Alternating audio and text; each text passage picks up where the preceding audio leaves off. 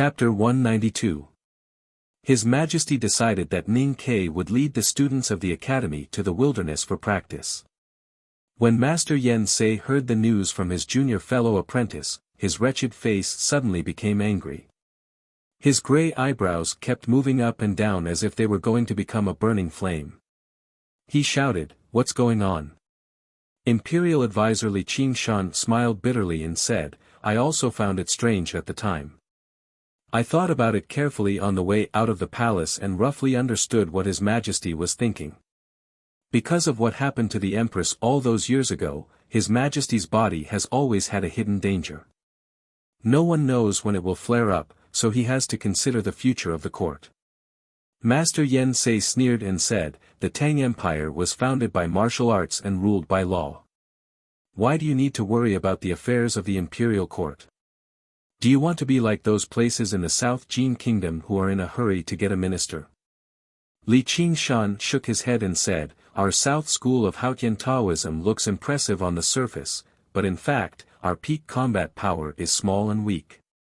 The powerhouses that can compete with the Divine Hall and maintain the strict laws of the people in the empire ultimately have to rely on the academy. Most of the little monsters on the second floor of the academy are interested in the small Taoism and can't govern the country at all. The two at the top are people who don't care about the world.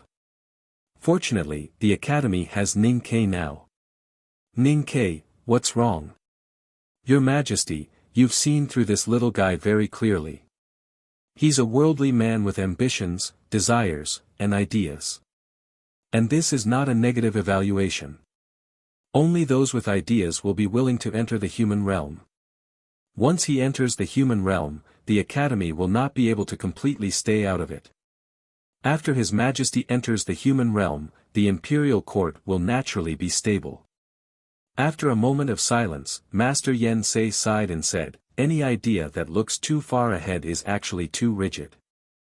I understand what Senior Marshal Brother means. Ning Ke was indeed a nobody now, but everything needed to be prepared from the beginning. His Majesty appreciates him and is willing to nurture him. Why are you so angry? He has just entered the Tao of Talismans, and he wants to get involved in such worldly affairs. In my opinion, this is purely causing trouble. How is this nurturing? If you want him to grow into a divine talisman master within 10 years, it's not advisable to pull up seedlings, and it's even more unadvisable to give him heavy responsibilities in advance. How dare the Left-Tent Palace of the Grassland go against the Empire? When the Divine Hall issued the edict, it was mainly to guard against the desolate men who were returning to the south and the remaining members of the Devil's Doctrine who were hiding in the dark. Ning Ke and the disciples of the academy will not encounter any real danger when they go there to practice. It is not a big deal, so there is nothing you need to worry about." Li Qingshan looked at his senior brother and gently persuaded, "The cultivation of talisman Taoism pays particular attention to observing one's mind from the outside. In this case, even if he encounters some obstacles this time, it may be good for his cultivation. How can a piece of stubborn iron become fine steel without being hammered? If a piece of white paper can't even bear the force of the tip of a needle, how can it write a real talisman?" The academy had not yet received the letter written by His Majesty from the Daming Palace. The students of the academy who were excitedly discussing that it would not be cold to practice in the south in autumn did not know that they were about to go to the cold and strange wilderness in a foreign country. Ning Ke did not even know that he was regarded as a key training target by the Empire and would soon take his former classmates to practice the same way. His whole mind was still on memorizing the talisman character and the research of talisman arrows. The wooden arrow shaft had been replaced by the material made of silver, fine steel and 2 other rare metals. Sixth brother had carefully made a tube of relatively light hollow steel arrow mixed with silver. He replaced the boxwood bow he was used to with the most repetitive bow in the military ministry's examination. With the help of Sang Sang who fell on the bed and got up again and again, he finally wrote the talisman suitable for flying arrows. However, the following several experiments still failed. The relatively light metal arrow was still much heavier than the ordinary wooden arrow. When it left the bowstring, it flew everywhere and smashed into the ground. The pot and lid in the hands of seventh sister and Chunpipi flew not far from the lake and then fell down, knocking a few fat and lazy fish unconscious. Ning Kai looked more and more disappointed. After many experiments, he roughly found the root of the failure. There was a problem with the coordination between shooting arrows with a hard bow and activating talisman. If the talisman on the arrow was activated when the arrow was pulled, the chi of heaven and earth would be disturbed and the turbulence in the wind would seriously affect the initial direction of the arrow. In the worst case, the arrow would not be able to be shot directly. However, if the talisman engraved on the arrow shaft was activated by psyche power after the arrow was released, it would fall into the predicament that Liu Qingchen had mentioned last year and fourth brother had just mentioned this year. The arrow was a long-range weapon that relied on an extremely fast speed, which could easily tear the psyche power connection between the cultivator and the arrow. In fact, I always feel that this problem should not have arisen. As long as I activate the talisman on the arrow when I shoot it out, then there would be no need for the psyche power connection. The arrow would naturally fly more and more steadily with the help of the chi of heaven and earth condensed by the talisman. But why did it fail now? Ning Kai, who looked a little haggard, sat on the threshold of the small warehouse next to the iron-making room and angrily talked to himself. These days, he had scratched his head and felt depressed so many times that his hair looked like a messy bird's nest. Seventh sister, sixth brother and Chunpipi stood, looking at him with sympathy. The flying arrow experiment these days made the back of the mountain of the academy more lively and cheerful, and even attracted the two chess addicts to come down to watch twice. But seeing Ning Kai in so much pain, they could not help but feel a little anxious for him. But the research and development of talisman arrow itself is a field that no one has ever succeeded in, so no one can help. You also know what the problem is. When the arrow is shot out from the bowstring, the talisman on the shaft is activated. These two things must happen at the same time. If you can't solve this problem, no matter how good your idea is, it will be useless. Fourth brother stood at the door of the iron-making room and looked at them expressionlessly. Seventh sister and Chunpipi looked at each other and saw the doubt in each other's eyes. Fourth brother, who was good at the practical field of talisman Taoism, had never shown the slightest interest in Ning Kai's experiment these days. He did not even bother to look at it, let alone express his opinion. In their view, fourth brother even seemed to have been waiting for their failure with cold eyes. Ning Kai stood up from the threshold and sincerely bowed to fourth brother. Then he explained, "This is indeed the problem, but I noticed it the day before yesterday and then improved it. Every time I experiment, I pay special attention to keep these two steps synchronized. So why can't it work? Whether it is before or after stimulation, as long as you need psyche power to stimulate it, it is impossible to maintain absolute synchronization. Because people's movements are too fast and can never be faster than psyche power. When you want to stimulate the talisman, you only need to think about it, and your fingers will always be a little slower." Ning Kai seriously said, "I know this, so I have calculated the time of shooting arrows in advance." "How much advance? How do you calculate it? By feeling? How do you know that your own psyche power does not affect the movement of your fingers? How do you know that your consciousness can be accurately divided into two parts?" Fourth brother looked at him and reprimanded him in a low voice, "You may be very talented in talisman Taoism, but you have forgotten the most important point. When talisman Taoism is used in practice, it is not something that can be achieved by feeling and imagination. It needs the most accurate and intuitive means of realization, which can't be solved by other means except technology." Ning Kai argued, "But I have really kept accurate enough synchronization."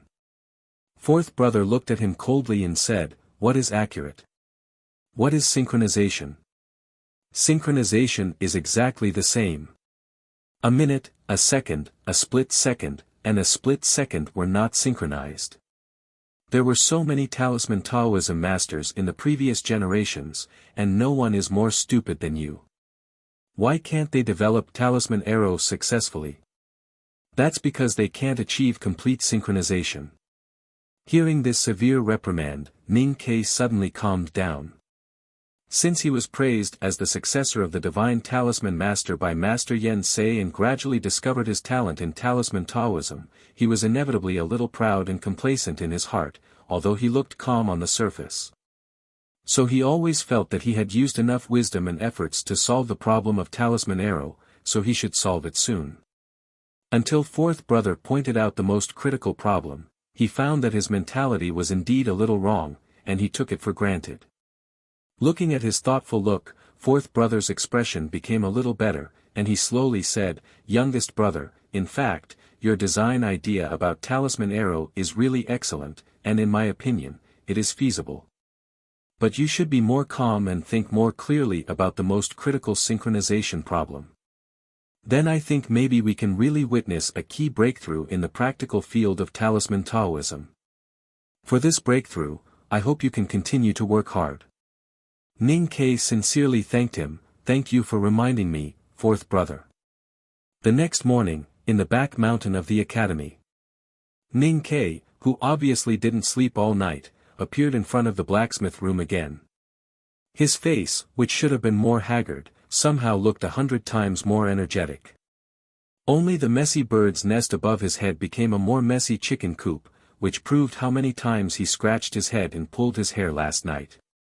His voice slightly trembled, excited but not confident. "Senior brother, you are right. There is no way to synchronize people's psyche with their body, so we have to give up the plan to stimulate it in the future. Then I thought, since psyche and body can't be synchronized, can we try to synchronize the movement of shooting arrows with the stimulation of talisman characters?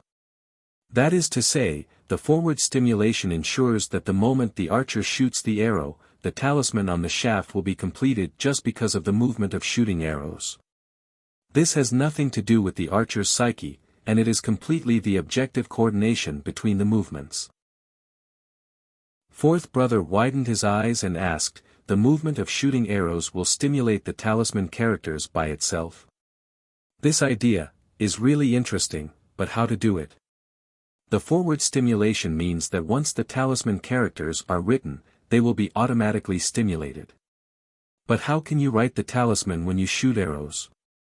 If you carve it on the battlefield, how can you guarantee the coordination with the movement of shooting arrows? We can't carve the talisman characters by ourselves. We must let the arrow carve the talisman characters. The talisman characters on the shaft will not be finished at the beginning, and only the last stroke is left. Then we will find a way to make the arrow automatically complete the last stroke in the process of shooting arrows. Ning Ke looked at fourth brother nervously, like a heretic who was being judged. "What do you think of this idea? The last stroke of the talisman characters will be drawn by itself when the arrow leaves the string?" Fourth brother stared at his eyes for a long time. Then he could not suppress the shock in his heart, and said in a slightly hoarse voice, "Youngest brother, you are really king genius. I'm in such a terrible state that I have to put some pressure on myself. I'll guarantee 6,000 words tomorrow. Also, I sincerely hope that everyone can stimulate me so that I can quickly get out of this state. Although it's the new year in January and I can't fight for anything, it's important to have some stimulation when writing. Please continue to support me with your recommendation votes. Thank you very much. Since I had a break yesterday, I couldn't even see a shadow on the monthly votes list. If you have any votes, please vote 2 more. It's still a double period, so there will be twice the stimulation. To be continued. If you like this work, please come to Chidian to cast recommendation votes and monthly votes. Your support is my biggest motivation. Chapter 193. Geniuses were often only associated with theories. They were only responsible for proposing possible solutions to problems, but were unwilling to verify the answers. They knew and guessed, but did not care about how to prove it. That was why Confucius, who was not good at mathematics, could propose the theory of relativity and then continue to be in a daze. The preliminary experimental verification needed to wait for several years before those poor scientists went to the wilderness and stared at the solar eclipse for a long time to make it. Ning Ke was praised as a genius. It seemed that he could throw his ideas to his senior brothers and let them turn them into reality. Unfortunately, the talisman arrow was what he needed, and the talisman was something that a talisman master had to participate in. More importantly, he was the youngest junior brother in the academy and had neither the qualification nor the courage to pretend to be the leader of the subject. Therefore, in order to turn the genius idea into a perfect technological design, he had to continue painfully drawing drawings and talismans on paper in the following days, doing the most tedious and boring technological design work. As someone's natal item, Sang Sang had to continue to play an important role in the talisman experiment. After several ups and downs, it was finally the good time for her to be a little handmaiden of a rich family. However, she did not expect that she still had to struggle and roll around. Even though she was a little dull, she could not bear the itchiness and inexplicable strange feeling any longer. She resolutely tore off the white cloth on her body and moved the washtub to hide in a fake antique shop next door. Although he had lost the most sensitive experimental tool, Ning Ke still had to continue his research work. He stood in front of the desk and bit the tip of the pen, thinking hard about how to improve the talisman so that it could bring the greatest acceleration effect to the arrow. The most troublesome thing was how to perfectly draw the last stroke of the talisman when the arrow was ejected. His hair changed from a bird's nest to a chicken coop, and then to a fish house that second brother's big white goose built with seaweed in the stream. His eyes changed from tiredness to excitement and then to tiredness again and again until they were completely dark. He always felt that he was about to solve the problem, but he also felt that the answer was still floating in the clouds far away. He reached out to touch and explore, but there was always nothing. He bumped into the water surface and the mirror, which was painful and annoying. At this moment, someone knocked on the door of the old brush pen shop. Ning Ke did not call Sang Sang. He called Sang Sang several times, but there was no response. Then he remembered that she had already hidden next door. He had to throw away the pen in his hand and walk forward to open the door angrily. A middle-aged man in a short-sleeved green shirt stood outside the door with a respectful expression. Ning Ke felt that the man looked familiar. He took the invitation and looked at the signature on the invitation. Then he remembered that this middle-aged man was the steward of the princess mansion. "What is it?" He rubbed his eyes, yawned, and asked, "Must I go?" The steward was startled by his reaction. He forced a smile and said, "Honorable Ning, I really don't know the specifics, but according to His Highness's arrangements, it should be a private gathering. It would be best if you went." Ning Ke was just asking casually. He did not mean to show that he was not afraid of the royal power. Ever since he stopped attending banquets in Chang'an City, he had not participated in such social activities for several days. Now that he was busy with the talisman arrow, he should not be in the mood to attend such an appointment. However, Li Yu was the most beloved princess of the Tang Empire. He had not seen Li Yu for some time, so he wanted to see what she wanted to say and take a break. Perhaps it would be beneficial for the current predicament, so he said, "Be there on time tomorrow." The heat of the end of summer gradually faded. The big leaf fan in the distant corridor was still spinning, blowing a gentle breeze into the courtyard, adding to the refreshing and pleasant feeling.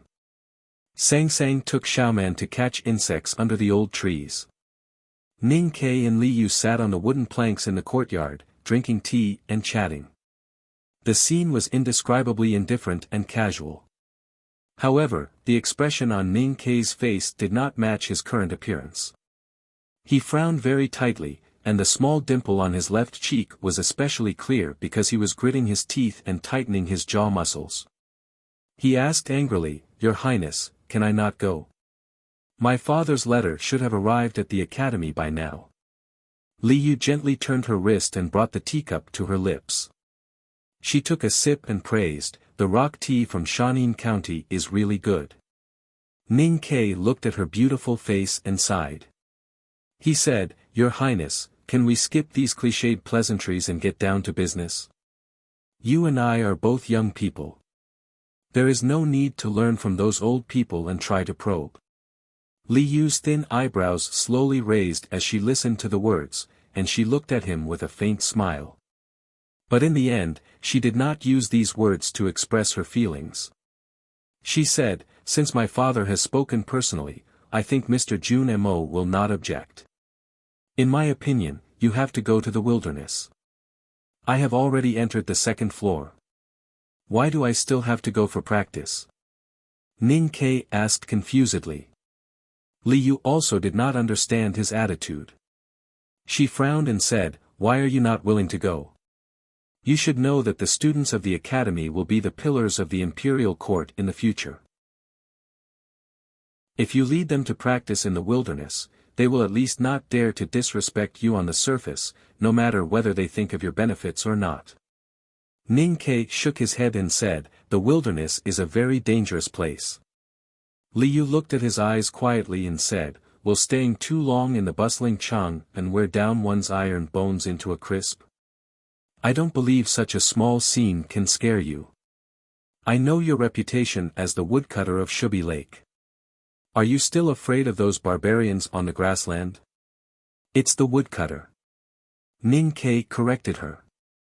He continued to explain, although the 7 stockade villages have not officially fought with the Golden Palace in the grassland for many years, I am not unfamiliar with the battlefield.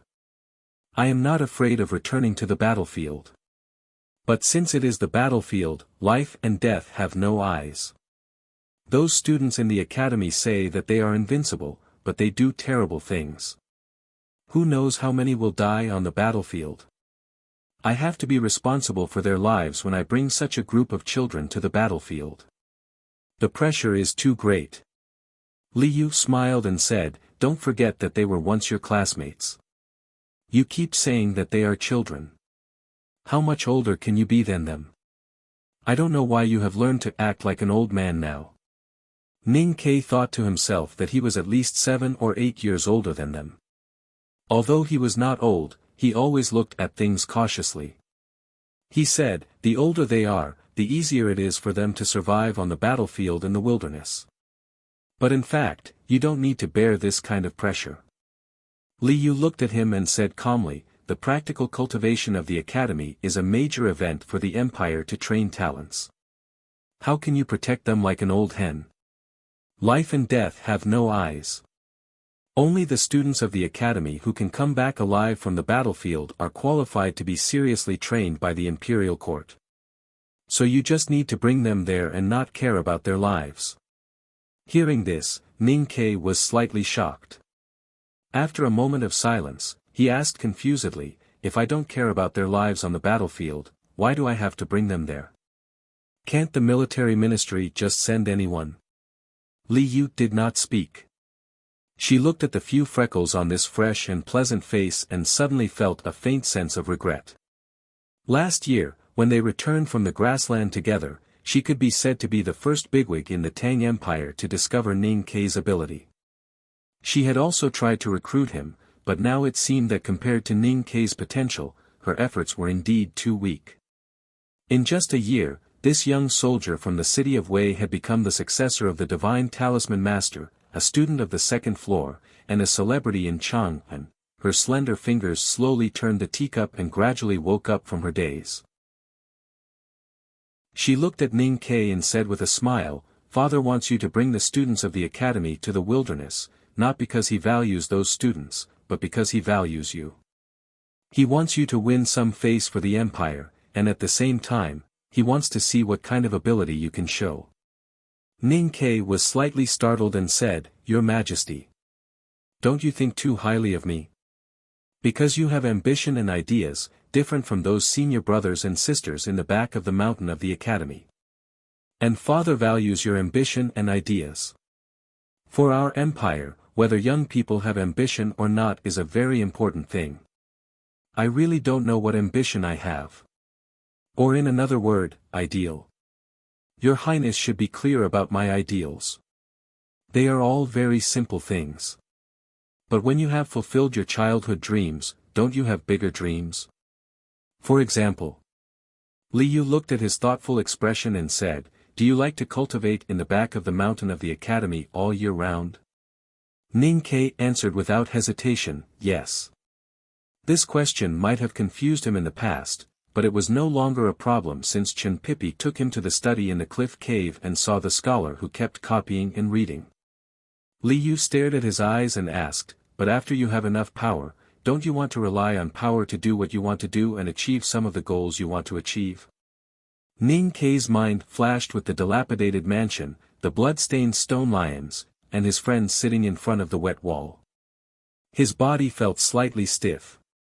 After a long silence, he put these unspeakable thoughts behind him. He looked up at her and shrugged. He said casually, "I used to be obsessed with fame and fortune, but now I have it. I only know the troubles of being famous after I become famous. So I really don't know what to do in the future." Li Yu looked at him quietly and suddenly thought that this guy was now a student of the headmaster of the academy. The fame and fortune in the world were indeed not very attractive to him. Somehow, she felt a little frustrated and helpless. "I remember that once in the last winter, you told Xiaoman a fairy tale in the wooden courtyard where we are sitting now. The little princess in the fairy tale was proud, timid, and incompetent, while the frog prince was a bit unreasonable." After a long silence, she opened her mouth and said. As soon as she opened her mouth, she felt that something was wrong. She couldn't figure out why she suddenly told the story. But since it had already begun, she clenched her fists and forced herself to calm down and tell the story. She didn't know if it was because of the hot wind at the end of summer or because the palace maids in the corridor were lazy and stopped fanning themselves, but she felt that her cheeks were a little hot. If you want to do anything in the world, you must first dare to think. If you don't think, you will never be able to do it. The so-called ambition, desire, and ideal, in the final analysis, actually depends on the word courage. Li Yu's emotions gradually calmed down and she said slowly. It was quiet in the courtyard. Only the sound of the big leaf fans in the corridor in the distance could be faintly heard, the surprised cheers of Xiaoman under the old tree, and the sound of water dripping into the pond between the rockery could be heard. Ning Ke saw the tranquility, gentleness, and even indulgence in her eyes and understood the meaning of her words. He couldn't help but think of the young girl who listened to the story by the bonfire at the entrance of Northern Mountain Road. But in a flash, he came back to his senses and remembered that she was the noble princess of the Tang Empire. In particular, those past speculations were still lingering in his mind. After a moment of silence, he didn't answer, but asked, "How is Mr. Liu recently?" Li Yu didn't hear his tentative words, and felt a little regretful and sad. But she also breathed a sigh of relief. She picked up the precious bamboo pot in front of her and filled the teacup in front of Ning Quebec. She said with a smile, "Mr. Liu refused to live in Chang'an and insisted on cultivating in the tile-top mountain. A few days ago, he sent a letter saying that he was in good health. By the way, he was very happy to know that you entered the second floor of the academy." Thinking of the old man Liu Qingqian's selfless teachings on the journey, when he was just an unknown lad who couldn't cultivate, Ning Ke couldn't help but feel emotional and grateful, and his mood became much warmer. "Your Highness, when I go to the wilderness, I'll leave Sang Sang in your care. Don't worry. Under the care of the fourth princess of the Tang Empire, no one in Chang'an would dare to bully the little handmaiden." But Ning Ke's trip to the wilderness was the first time that Sang Sang left his side since she was born. So after getting such a positive answer, he was still a little worried. He stared into Li Yu's eyes and said very seriously, "Don't let anyone bully her." Being questioned by Ning Ke, Li Yu, as a princess, was not unhappy, but calmed down.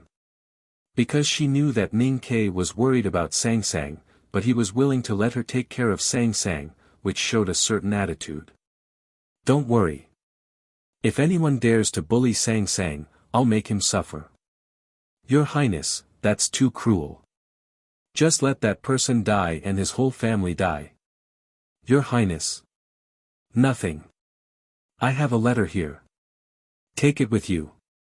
Although I know you won't be afraid of those barbarians in the wilderness, you are in a foreign land. If anything happens, take this letter to Crown Prince Chongming. Ning Ke took the letter and put it in his arms. When he was about to say some standard words of gratitude, he suddenly raised his eyebrows. Listening to the breathing coming from outside the flower wall, he wondered who in the princess's mansion dared to ignore the rules and eavesdrop on the conversation between the princess and him. Li Yu was slightly startled when she saw his expression. She looked back and frowned. Why are you here? Have you finished today's homework? Since when does the Imperial College allow students to leave early? A young man in bright yellow clothes came out from behind the flower wall. The young man had delicate features, but his face was pale as if he hadn't seen his eyes for a long time. His thin body and pale face gave people a feeling of weakness. The young man replied with a smile, "Sister, don't always be so fierce."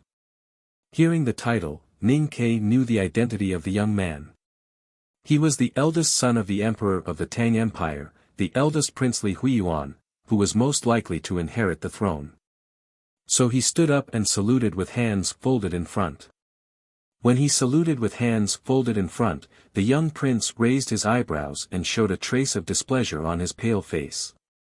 He waved his hand casually and said, "No need."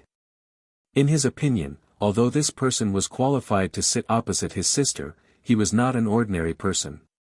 But no matter who he was, since it was the first time he met the prince, he should at least bow to the ground, if not kneel.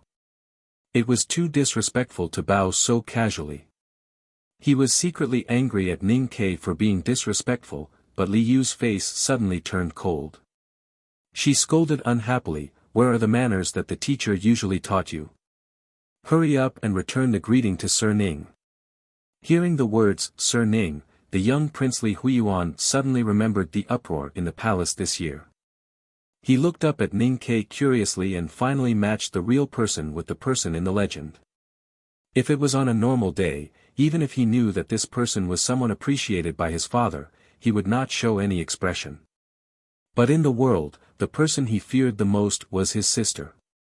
Looking at Li Yu's frosty face, he quickly stood up and returned the greeting to Ning Quebec. Ning Ke smiled gently and waved his hand to indicate that there was no need, but he did not move sideways to avoid it. Li Huiyuan noticed this from the corner of his eyes. When he stood up, his face was a little pale. But after all, he was a child who grew up in the royal family. He quickly suppressed the anger in his heart and walked in front of Ning Ke, holding his hand and chatting enthusiastically. His pale and immature face showed a morbid nobility. He deliberately showed affection, but could not hide the indifference in his eyes. Ning Ke was used to life and death, and could not tolerate such poor acting skills. But he was not unhappy because of this. Instead, he brought out his best acting skills and the best mental state. He was humble and enthusiastic, like a ball of fire in the desert in winter. Acting skills were the foundation of an actor's life. Today, Ning Ke and the young prince were performing on the same stage by the cool breeze and flowing water in the wooden courtyard. They kept performing like this, which was equivalent to using excellent acting skills to humiliate each other. Looking at the scene of the two chatting, Li Yu had already noticed that something was wrong. She rubbed her eyebrows in distress and stared at Ning Ke reproachfully, indicating that he should stop. The prince had suddenly appeared in the princess' mansion and happened to meet him. Ning Ke would not believe that it was a coincidence. He knew what Li Yu meant, but he did not have the right and did not want to get involved in that matter. Even if he wanted to, it would be a long time in the future. So when he saw Li Yu's reproachful eyes, he smiled and stopped teasing the prince. He bowed to the two nobles and left. Under the willow tree on the way out of the princess' mansion, he saw a young Taoist with a yellow paper umbrella under his arm. He could not help but be slightly startled. These days, he often went to the South School of Haotian Taoism across the imperial city, so he recognized the young Taoist as Ming Qi, a disciple of the nation master Li Qingshan. This person was in charge of some important work in the Imperial Center administration and was extremely busy. He did not expect to see him in the princess mansion today. It seemed that he was waiting for someone. Ning Ke walked over and asked curiously, "Senior brother Ming Qi, who are you waiting for?" The young Taoist looked at Ning Ke and smiled helplessly. He pointed to the direction of the mansion and said, "Under His Majesty's order, I am in charge of supervising the prince's study." He ran out of the directorate, so I had to follow him. Ning Ke thought that the foppish pale prince was really not an easy person to get along with. It was really a tough job to supervise his study. He looked at him sympathetically and comforted him, "It's just a matter of turning a blind eye." Fong Mingqi smiled bitterly and shook his head. He said, "I was adopted by my master. I have followed my master in and out of the palace since I was young. I am familiar with the prince, so His Majesty entrusted this task to me. I dare not take it lightly." Ning Ke went to the old tree to look for Sang Sang and chatted with Xiaoman for a while. Then he left the princess mansion. Walking in the busy streets and looking at the naughty children playing around the well, he thought of the young prince and the rumors about the fight for the throne. He could not help but shake his head and sigh. The princess is really unlucky to have such a brother. I don't know how much suffering she will suffer because of him in the future. Sang Sang asked curiously, "What's wrong with the prince?" "Young master, do you think he is an idiot again?" "If he is really an idiot, then it's fine. No one will make things difficult for him. But he has learned some tricks from Her Highness. An idiot who wants to be smart will easily cause trouble." Sang Sang looked around and reminded him in a low voice, "Young master, that is a prince." Ning Ke smiled and said, "So what? So what if he is Prince Long Qing? If this little prince dares to provoke me in the future, I will let him know how difficult it is to be a performer." "Young master, you are often very proud and complacent now. 2 years ago, we could only participate in the distribution of the gambling rights in the city of Wei. Now it seems that we can participate in the distribution of the throne. How can I not be proud? And it is not that there are no outsiders." Sang Sang glanced at him and did not speak. "You have to believe it. Once you enter the second floor of the academy, you will be the core disciple of the headmaster of the academy. As for the succession of the throne, the attitude of the academy seems to be very important now. The senior brothers and sisters in the back mountain are definitely not interested in this matter. I am probably the only one who might be interested." Ning Ke said, "That is why the princess played this trick today. But looking at the little prince's performance today, I suspect that she will regret today's arrangement. At least she should have told the little prince in advance." Sang Sang asked curiously, "The academy can also play a role in the succession of the throne?" "Young master, you have such a high status after becoming the core disciple of the headmaster of the academy. Is the headmaster of the academy so powerful?"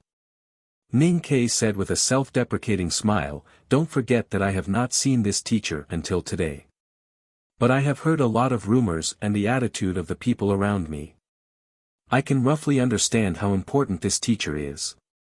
Young master, then should we be on the princess's side? Xiaoho should be on the empress's side. Then in the future, I can only stand on the other side of the empress, that is, on the princess's side. I mean, if there is a need to choose a side. In fact, I have figured this out a long time ago. But everything is waiting for a good price. If I want to sell it at a suitable price, I have to wait. Now that the price is good, I can slowly start selling it." Sang Sang suddenly stopped and looked up at his side profile. She said very seriously, "When you were telling me the fairy tale about the Frog Prince, I also understood it. Is this a good price?" After a moment of silence, Ning Ke shook his head and said, "Not all toads want to eat swan meat. Is swan meat not delicious?" Sang Sang asked confusedly. Ning Ke looked at her and said with a smile, in the eyes of some toads, dirty and smelly black loach is much more delicious than swan meat. Sang Sang asked, "Young master, are you beating around the bush and saying that I am ugly and black?" Ning Ke smiled and said, "It seems that my little girl is finally willing to use her brain to think." Sang Sang said seriously, "So the more I think about it, the more I think it is a good thing. According to what you told me when I was a child, if I can marry Her Highness, I can work less for many years." Ning Ke continued to walk forward and said, "The problem is how many people she has said this to." These words involved the most vicious speculation about women. Sang Sang frowned and said unhappily, "Young master, you have always been prejudiced against Her Highness. In fact, she is a good person. Whether she is a good person or a bad person, what does it have to do with me? Didn't you say just now that you want to sell it at a good price? What price will be higher than Her Highness's? Hey, haven't you heard that selling one's art is not selling one's body? I have tried my best to write and continue to pressure myself. Tomorrow, I will still keep writing 6,000 words. Please continue to sincerely vote for me and vote for me. To be continued. If you like this work, you are welcome to vote for me and vote for me. Your support is my biggest motivation." Chapter 194. Behind the famous first-grade restaurant in the western city of Chang'an, there was an inconspicuous tea shop. Two people were sitting behind a bamboo mat in the depths of the tea shop. The short and fat middle-aged man kept wiping the sweat off his forehead. It seemed that the stuffy heat of the end of summer had greatly affected him. Even his Hebei accent sounded a little dry. "You are a secret guard. You have to do what you have to do. What's wrong with helping out with the mission in the wilderness this time? I just want you to take a look, not investigate a case." The short and fat middle-aged man was the deputy commander of the imperial bodyguard, Su Chongshan. He had specially left the palace today to meet Ning Quebec. Ning Ke, who was sitting opposite him, took out a handkerchief from his sleeve and began to wipe his sweat like him. However, it was obvious that his sweat was not because of the hot and sultry weather, but because of what the other party had said. "General Xiahou. What kind of person is he? How do you want me to look at him? To see how many strands of beard he has or how many times he goes to the toilet every day? Mr. Su, I know this is His Majesty's intention. But you have to think about it. With General Xiahou's temper, if he finds out that I am secretly spying on him, he will definitely get angry and find a place where no one is around to smash me into meat paste. Then, he will wrap me into a bun and feed me to the horses. Who will stand up for me then? If General Xiahou really can't leave any evidence, neither the palace nor the academy can stand up for you according to the law of the Tang Empire. If you can leave some evidence before you die, then it's okay." You know I am joking." Ning Ke put down the handkerchief and looked at Commander Luo, who was smiling awkwardly. He thought that this joke was not funny. It was very likely that he would meet Xiahou in the wilderness. If there was a chance, he would certainly want to investigate him.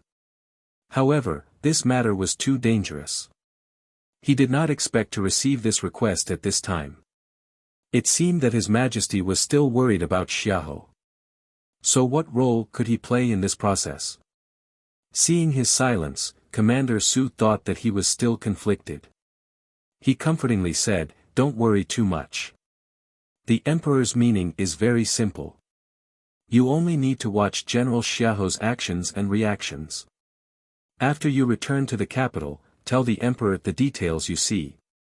There is no need to take any risks. His Majesty likes you, and you are a student of the headmaster of the academy. Although General Xiahou is ruthless and cruel, he is not like those wild boars in the mountains. He is not stupid and will not offend you for no reason." Ning Ke wondered what he would do if he offended Xiahou. "Is there a problem?" Su Chongshan picked up his handkerchief and wiped his sweat again. He looked at Ning Ke with hope and said, "If there is no problem, I will go to the palace now."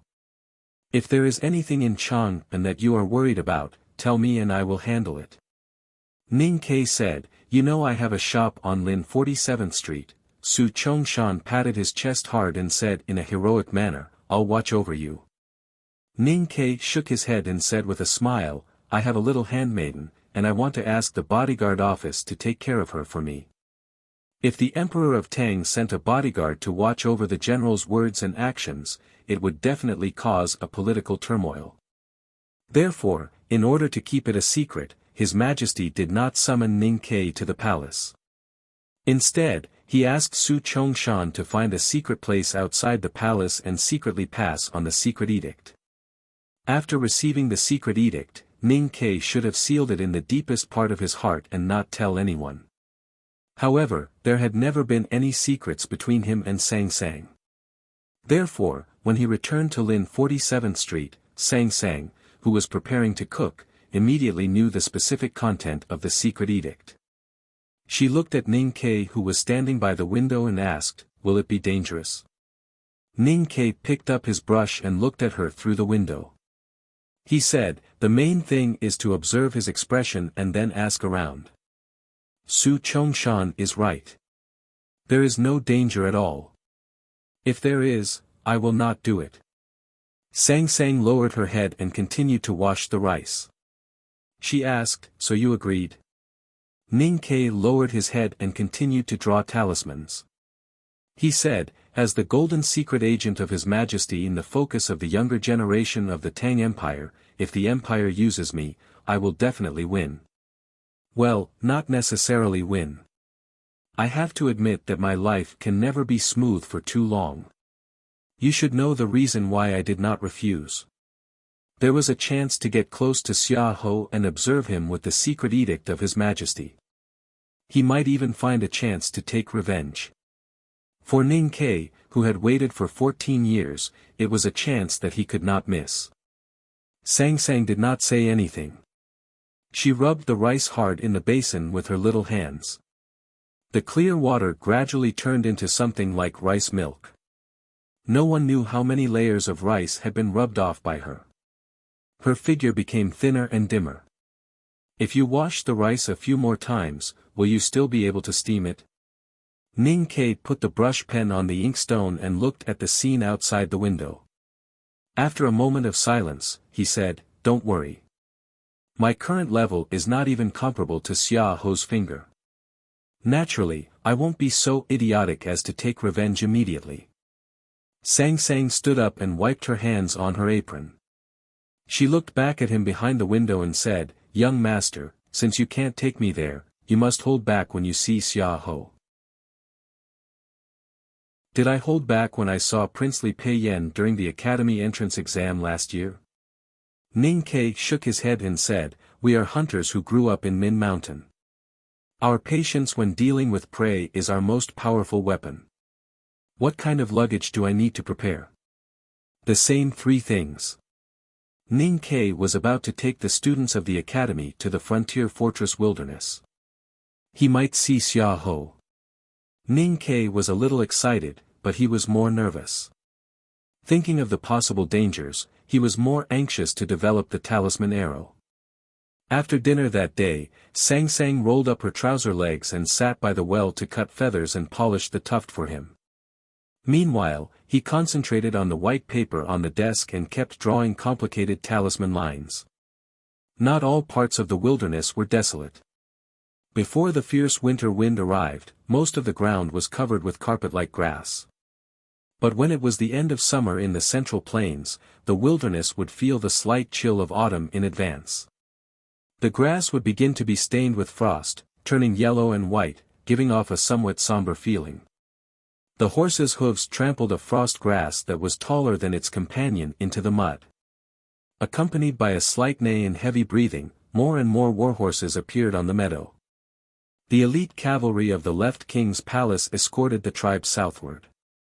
In a place further south, more than 1,000 grassland cavalrymen waved their machetes and shouted in a strange voice. They broke through the frontier fortress of northern Yan Kingdom and instantly occupied a traveling village, surrounding a caravan. Blood began to spray along the gaps made by the machetes. The summer grain harvested by the village began to flow along the gaps made by the machetes. Precious tea leaves and salt bags began to fall along the gaps made by the machetes. The villagers and caravan guards of the Yen kingdom screamed and fell into a pool of blood. Their bodies fell heavily to the ground, just like those heavy bags of grain and caravan goods. They instantly lost their lives. The grassland cavalrymen shouted excitedly. After killing everyone, they began to clumsily reharness the carts.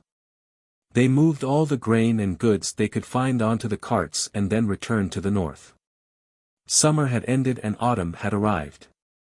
Winter was not far away. The left king's palace tribe, which had lost the fertile grassland in the north, could not raise too many cattle and sheep. If they did not seize the time to grab enough grain before the arrival of the first snow, the tribe was very likely to face a disaster. As for the villages they had massacred and the caravans, it was not a problem that the grassland barbarians needed to consider. In fact, the people in the wilderness were very clear about the importance of the caravan. However, now they were facing the panic in front of them. Even the wisest military counselor of the palace would not force them to think about long-term problems. The frontier fortresses in the north of Yen Kingdom were broken through by the grassland barbarian cavalrymen. Countless caravans were plundered and countless villages' grain was stolen. The news was quickly spread by the wind in the wilderness to all parts of the Yen Kingdom and then gathered in the palace. Crown Prince Chongming, who had just returned to the country, calmly put on his armor under the indifferent gaze of his father who was lying on the sickbed. He led 3,000 guards to the northern border. The city gate was opened and the ceremonial music was played. However, the people of the Yen Kingdom who were watching the show did not show much excitement on their faces. They looked at the crown prince's carriage with extremely cold eyes. The left king's palace in the wilderness was unable to restrain all the tribes. The barbarian cavalrymen had gone crazy. The frontier fortress troops of the Yen Kingdom and the thousands of guards who only knew how to eat, drink and have fun could not stop the grassland cavalrymen who rode like the wind and shot like gods. Fortunately, the West Hill Divine Palace had issued an edict. All the countries in the Central Plains would come to support them.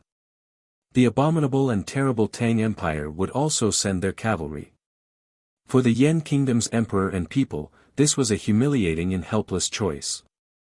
This was capital Cheng, the capital of a weak country. At the back of the mountain of the academy, the morning light was shining and the mountain fog was gradually dispersing. Fourth brother and sixth brother sat cross-legged beside the water wheel.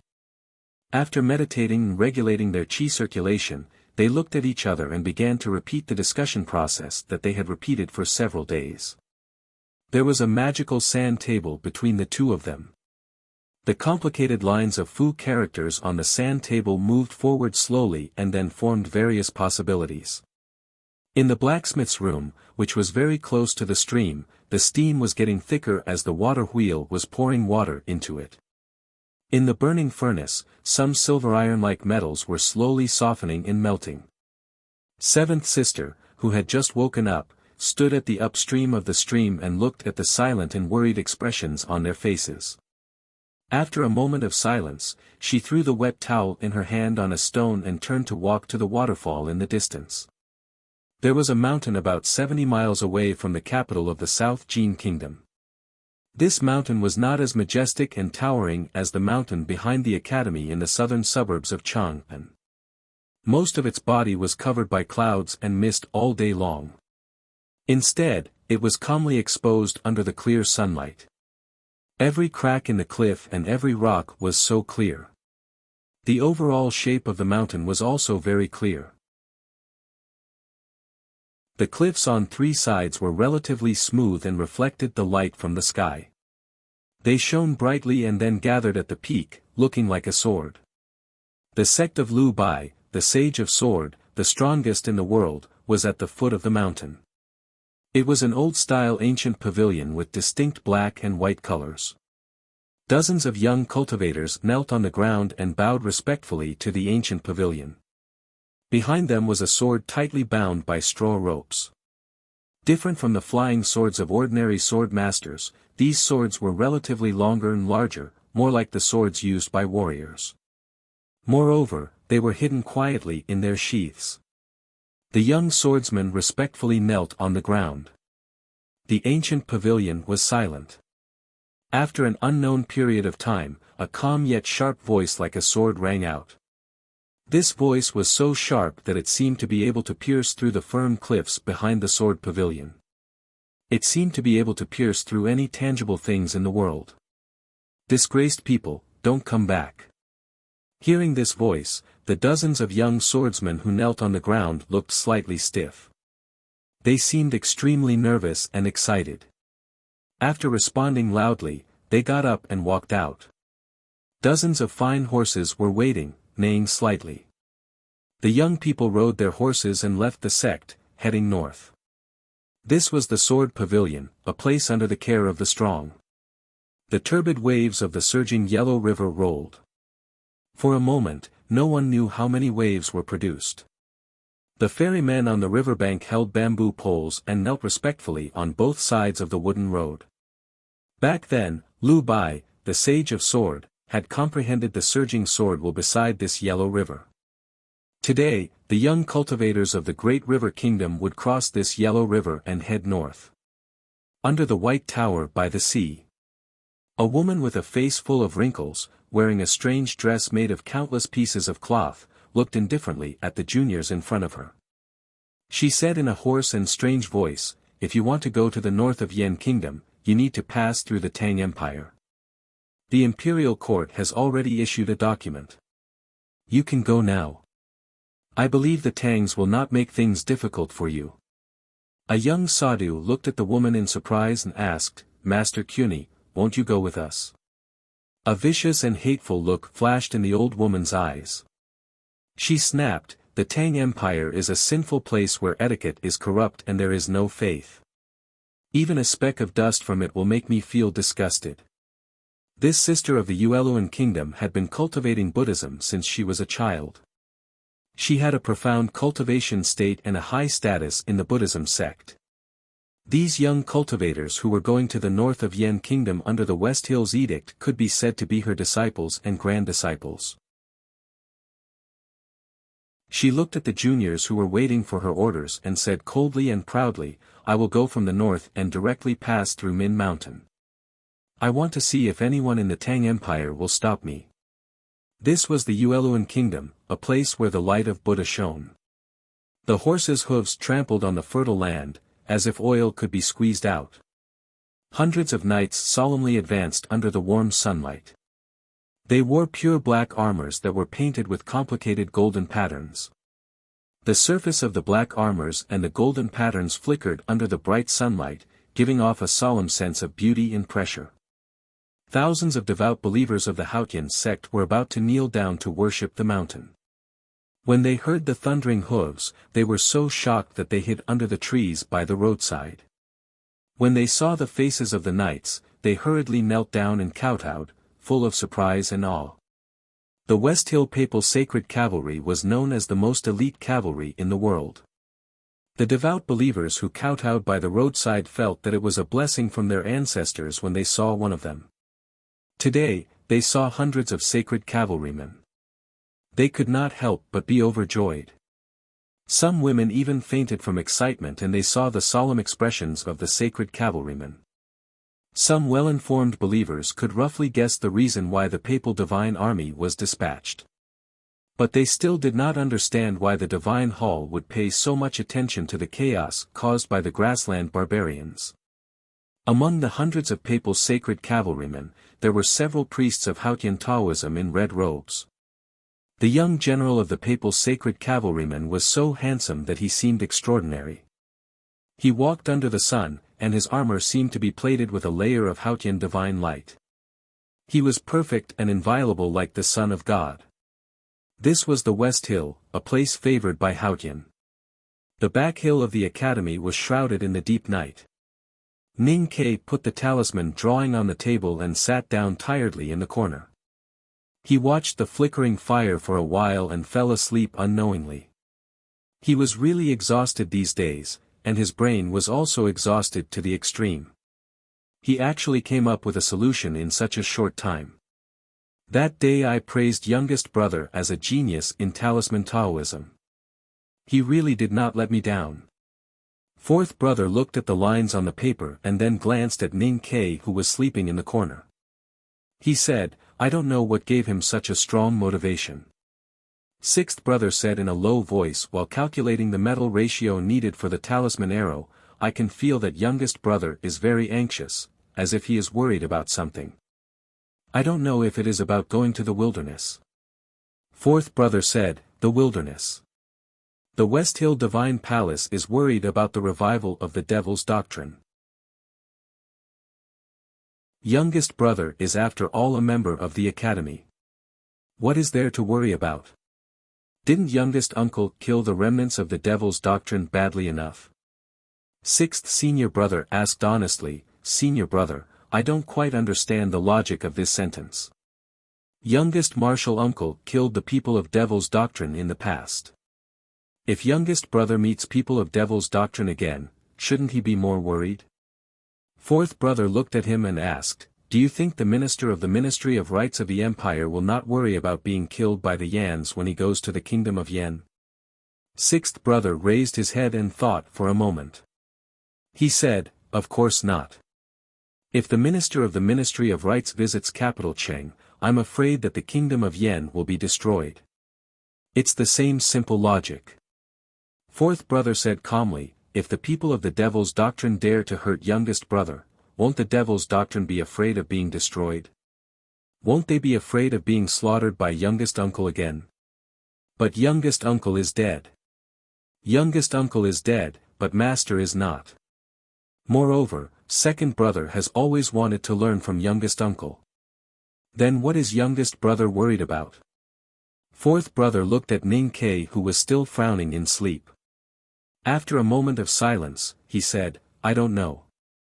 But he is youngest brother. As his senior brothers, of course we have to find a way to make him not afraid." "What way?" "First, fix the talisman arrow for him." "Oh." At the end of the conversation, the heavy sound of hammering iron rang in the room. Sixth brother's movement was so fast that it was like a residual shadow. The sound of hammering iron stretched out, like a never-ending thunder. However, even such a loud sound could not wake up Ning Ke, who was extremely tired. The fourth brother held the sand table and kept simulating the talismans designed by Ning Quebec. He referred to the marginal notes written by Ning Ke on the paper and tried to match all kinds of talisman lines. He even tried to recombine these lines with tactical arrays. The talisman arrows were made of special materials. Although the sixth brother's ingenious hollow tube design reduced a lot of weight, it was still much heavier than ordinary arrows. Therefore, ordinary hardwood bows could not be used. Before making the talisman arrows, the first thing they had to do was to make the special bows. As the sound of hammering iron continued and the sizzling sound of molten iron pouring into the clay mold continued, the strange hard bow composed of mixed fine steel strips gradually took shape. Under sixth brother's careful consideration, the most important part began to glow with a faint luster. Fourth brother had completely mastered the design of Ning Ke's talisman lines. He walked over to guide the design of that part. Seeing sixth brother's seemingly clumsy fingers holding the silver tray like embroidery, he frowned slightly and asked, "What carving knife are you going to use?" "The material of the talisman arrow is extremely hard, and it needs to be very precise. Ordinary carving knives are completely useless." Sixth brother chuckled and took out a small box from his arms. From the box, he took out a transparent stone grain which was 2/3 wrapped by a secret metal sheet. He said, "Use extremely hard mixed silver as the tray, and use diamond as the carving knife. The diamond's resistance is not good. So I wrapped it with a layer of iron sheet. Of course, it's not an ordinary iron sheet. It's a special kind of steel left when we made the armor for General Xiaohe with Professor Huang last time. How's the sharpness?" "I've sharpened it for 3 days. The cutting surface is excellent. Look. Sixth brother raised the diamond and pointed it at the blazing fire. The bright yellow flame spread through the complex surface and turned into countless beautiful lights, just like the stars in the night sky. Next, the two men, who were used to silence and decided not to make youngest brother afraid, began the most difficult part of the work, which was to build the body of the talisman arrow. It was also in this part that they encountered an unsolvable problem. The proportion of 4 metals is not a problem. The key is that there are too many impurities in it. I've chosen the best material from the military ministry, but the material itself has impurities. It's difficult to purify them with the current temperature of the fire. Looking at the burning molten iron, sixth brother scratched his head and said helplessly, I've never tried this method before. The temperature needed to forcibly fuse these 4 metals is too high. I don't know how to do it. Just then, the door of the smithing room was pushed open. Seventh sister walked in and looked at Ning Kei, who was sleeping in the corner, with a smile. She turned to them and said, I've brought 2 helpers. I don't know if you need them. Fourth brother looked at the 2 people behind her and slightly bowed with hands folded in front. Then he seemed to think of something and smiled at Ning Kei, who was sleeping soundly.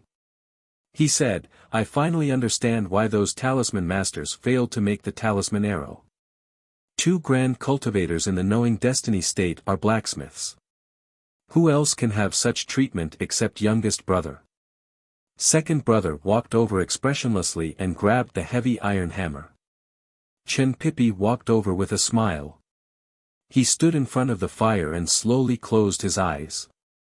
The fire in the furnace suddenly became extremely bright, and then quickly turned into a faint blue. Second brother held the ancient crown on his head and smashed the burning red metal with one hand with the hammer. A loud bang resounded. The hammer fell on the anvil and the strong qi shot out like electricity. Except for Chen Pippi, the rest of the people in the room were all shaken and fell to the ground. The huge crash was like a muffled thunder, resounding through the whole valley of the back mountain of the academy. Ripples appeared in the clear stream. The fish swam restlessly. The girl copying the hairpin-style small regular script in the old library looked up at the east window and remained silent. 2 chess addicts hugged a pine tree. 2 tone addicts held the flute and zither tightly in their arms. The flower addict protected the flowers in front of her. The calligraphy addict was still copying books with her head down. This was the academy, the unique academy in the world. Still asking for all kinds of tickets enthusiastically, just like the brothers in the academy. I would like to report to everyone that our deputy moderator, Hiro, will not be able to leave for a period of time due to academic reasons and changes in his life. I salute him and thank him for the help he has given me and the book review section in the past few months. The first Back Mountain Cup book review competition is about to begin. Please go to the book review section for details. I will write a single chapter in a few days. Also, tomorrow is the end of the first volume of Back Night. No matter how many words I write, I will write until the end. To be continued. If you like this work, please come to Chidian.com to vote for it.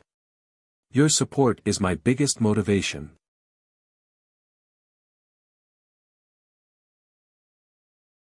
Chapter 195. In the corner, Ning Kei was awakened by the thunder-like sound of the hammer, and then he was knocked out again by the violent sound of the hammer. In the dreamlike world, he vaguely heard vague sounds of thunder and rain, and soft laughter. After a long time, he woke up rubbing his eyes and found that he was still leaning against the wall of the smithy. The fire in the stove not far away was suppressed by the mud, and the room was no longer hot. There was no one in the room. Rubbing his sore shoulders, he stood up by holding the wall and walked to the window. He was slightly surprised to find a box made of paulownia wood on the table. He remembered that there was no such thing on the table yesterday. The paulownia wood box was rectangular, about the length of an arm. Opening the box, he could see 6 or 7 strangely shaped metal objects lying quietly at the bottom of the box. The surface of these metal objects was dark, and if he looked carefully, he would find that there were countless fine seams on the seemingly uniform surface, which were actually made of countless extremely fine metal wires. Looking at them with the naked eye, he could feel the great tenacity hidden in them. Ning Kei's fingers slowly stroked the surface of the dark objects in the box, feeling the rough touch from his fingertips and the inexplicable toughness. He could not help but slightly raise his eyebrows.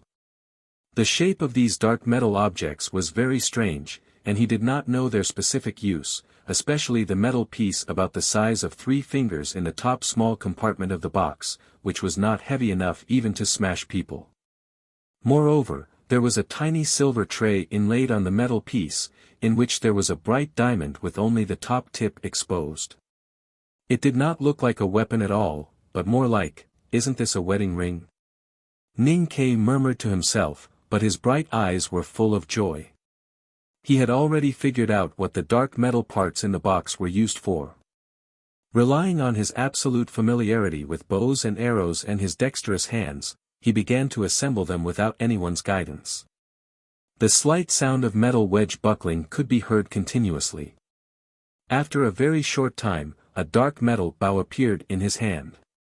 Then he tightly grasped the bow made of countless fine metal wires in his left hand, and with his right hand, he took out the special double-twisted 8-strand string from the box and began to string it. The dark longbow was gently placed on the table, and then his eyes fell on the dark quiver beside the box. He took a deep breath and slowly pulled out an arrow from the quiver. This was a long arrow made of alloy, and the shaft was designed to be extremely slender. Although it was made of hollow tubes, it was still extremely heavy in his hand. Ning Kei forcibly suppressed his excitement, and held the long metal arrow with both hands. His left hand slowly moved from the end of the arrow to the arrowhead, and carefully felt the subtle touch on the surface of the shaft. He felt it very carefully, and felt the unbreakable toughness of the shaft itself. He also looked very carefully, and with the morning light shining through the window, he saw the fine lines on the shaft that looked like scales. He did not know how many times it took to forge the arrow, how many tens of thousands of layers it was pounded together, and how many layers it was layered on top of each other. At the center of the arrow shaft's own scale-like fine lines, there were even more clear and deep lines, combining together in an extremely calm manner. Only, at the very bottom was an expanse of emptiness, always giving one a type of feeling that there was a line missing here. If this emptiness could be filled up, these lines would immediately become lively and lively. Ning Kei walked out of the iron forging room with the heavy bow and arrow in his hand. Facing the beautiful morning light from the east of the cliff plateau, he took a deep breath and became more refreshed. A faint snoring sound came from the grass between the house and the mirror lake. He looked around and found senior brothers lying under the tree by the lake, with a few wine pots scattered around them. Chen Pipi slept the most, with saliva dripping from the corner of his mouth from time to time. Seventh sister leaned against the ancient tree with her eyes closed, with a wine pot hooked in her little finger, shaking it up and down from time to time, as if she was fishing. On the other side of the tree, second brother, who was always meticulous in his clothes and etiquette, had long been crooked with the ancient crown on his head that always stood upright like a club. Ning Kei silently looked at the sleeping senior brothers and sisters outside the house, and guessed that they had been busy all night for him last night. His chest gradually became very warm, but he did not know what to say. Second brother opened his eyes and woke up. He stood up and straightened the ancient crown on his head, motioning for Ning Kei to follow him to the lake, so as not to disturb those guys who were tired and drunk. Standing by the lake, facing the wind and the morning dew, second brother said seriously after a moment of silence, "Don't ruin the reputation of the academy when you go to the wilderness. Even if the academy won't ruin its 1,000-year reputation because of you, youngest brother, you are now a famous person in the Tang Empire. Don't ruin your reputation." Ning Kei said with a smile, "I'm not a famous person. It's just a name." Second brother glanced at him and said with appreciation, "Indifferent to fame and fortune, you can see the nothingness in the fame." Youngest brother, you said it well. If I heard it, I would definitely regard you as a bosom friend. The senior brother he mentioned was naturally the eldest brother of the academy. Ning Ke was slightly stunned and could not help but feel a little ashamed. Second brother, thank you for your hard work last night. I thought I might need to ask Professor Huang He for help. I don't know much about talisman Taoism, but your master Yen Sei is already the top figure in the world. If he can't help you develop talisman arrows, it's meaningless for you to ask Professor Huang. Speaking of which, I still don't know where the professors of the academy live. The professors are all visiting professors. There are many foreigners, and most of the time they live in seclusion in the mountains. Why have I never met them in the mountains? At this time, second brother said some nonsense, because the mountain is a very big mountain. Then he looked back at the dark bow and arrow on Ning Ke's body and asked, do you want to have a try? Ning Ke nodded. The senior brothers and sisters who were sleeping in the bushes under the tree woke up. The senior brothers who were hugging pine trees and flowers in other parts of the mountain also came out. Even the third sister, Yu Lian, who rarely appeared in front of others, came to the lakeside. 11 people surrounded Ning Quebec. Some were waiting nervously, some were talking excitedly, and some were scratching their heads to express that it was really not interesting. The reason why they came to see youngest brother try his archery was purely because they fainted from the noise last night. Ning Ke gently put the dark and slender talisman arrow on the iron bow, took a deep breath and raised it high, aiming at the high sky, as if he wanted to shoot down the sun that was actually still under the cliff platform. With a slight squeak, the seemingly unshakable iron bow slightly deformed, and the tight bowstring was pulled backward, deeply sinking into the 3 fingers of his right hand. Because this test was of great significance, for the sake of safety, he chose to control the bowstring with 3 fingers that he didn't use very often. With his action, the discussion by the lake stopped abruptly, and it suddenly became extremely quiet. The senior brothers and sisters on the second floor of the academy nervously or curiously looked at his fingers that tightly pulled the bowstring.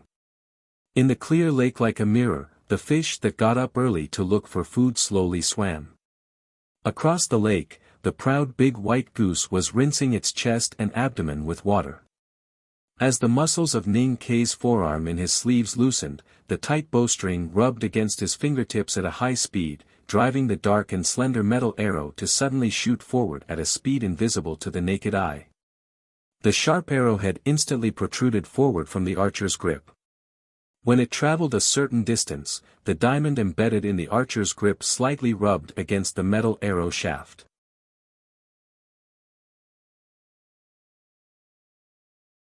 When everyone was ready to play in harmony like that night on the top of the cliff, they suddenly heard an extremely shrill whistle in the sky above their heads.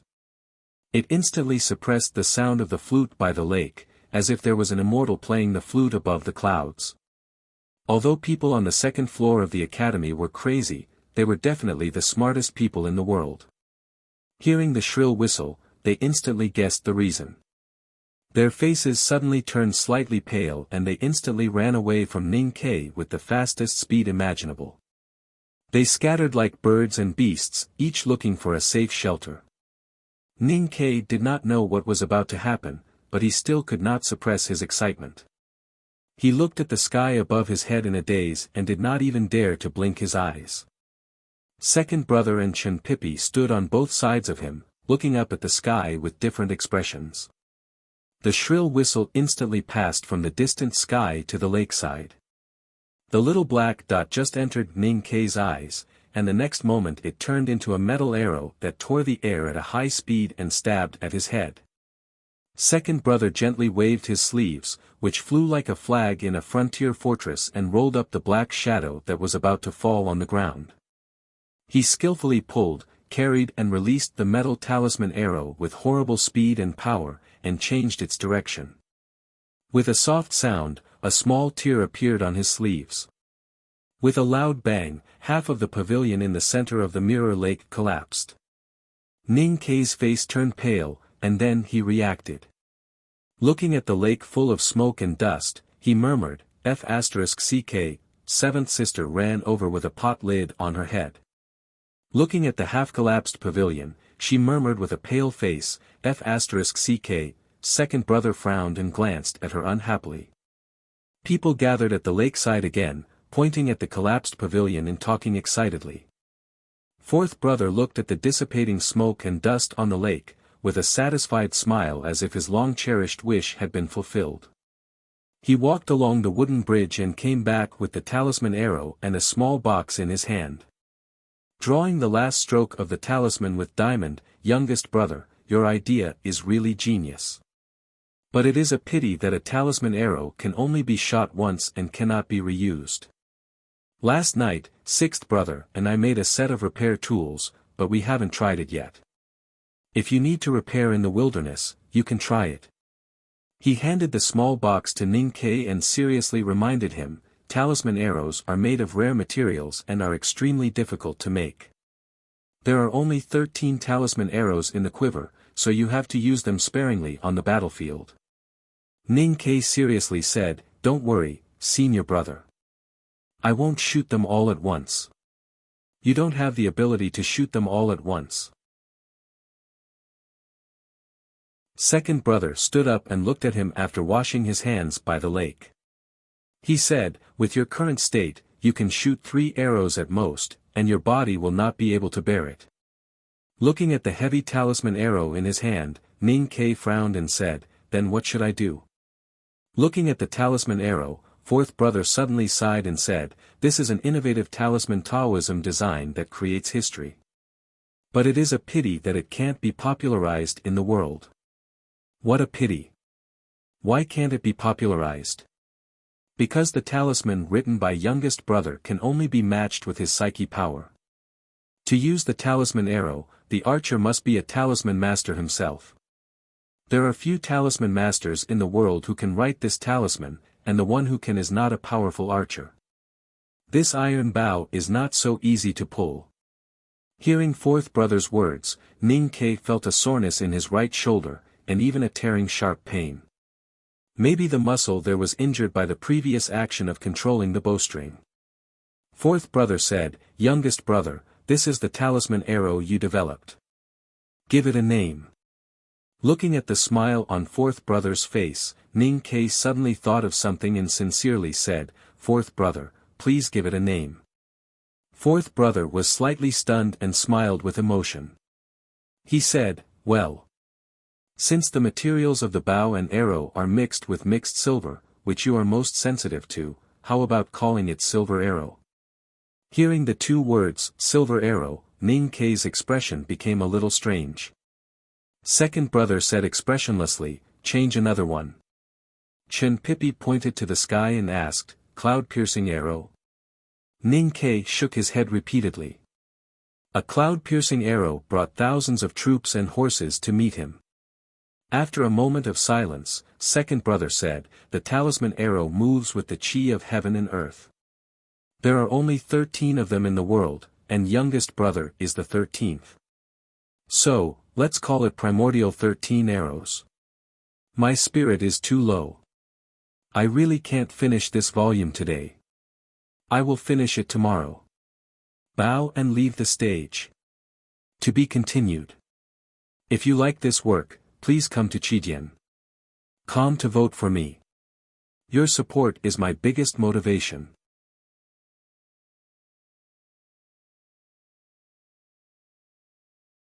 Chapter 196. Tobacco and alcohol were inseparable, men and women were inseparable, and naturally, weapons and arrows were inseparable. Holding the heavy talisman arrows, Ning Ke beamed with joy. Sixth brother walked out of the iron forging room with a long cloth bag.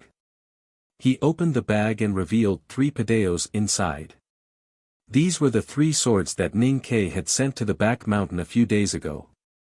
After being hammered and tempered by sixth brother, the blades looked more slender than before, and the long black hilts looked more solid. The slightly dark surface reflected the morning light, and occasionally a few simple and clear talisman lines could be seen. They looked a little delicate, but also full of endless murderous aura. Second brother said, the West Hill Divine Palace has issued an edict. There should be a lot of young masters from various countries going to the wilderness this time. I think the judicial department will also send people there. Maybe you will meet Long Qing again in the north of Yan Kingdom. Hearing Long Qing's name, Ning Kei's scalp tightened involuntarily. He subconsciously had a strong thought of disappearing. He had defeated Prince Long Qing once in climbing the mountain, but the real gap between their cultivation states was too big. If Prince Long Qing bore a grudge against the two previous humiliations, he would probably suffer a lot in the hands of Prince Long Qing. I won't see you off tomorrow. I just want to remind you. Second brother continued, you will be leading the students of the academy to the wilderness this time, representing the senior brothers and sisters of the second floor. You will be carrying the banner of the headmaster. So no matter what happens, you cannot disgrace the academy.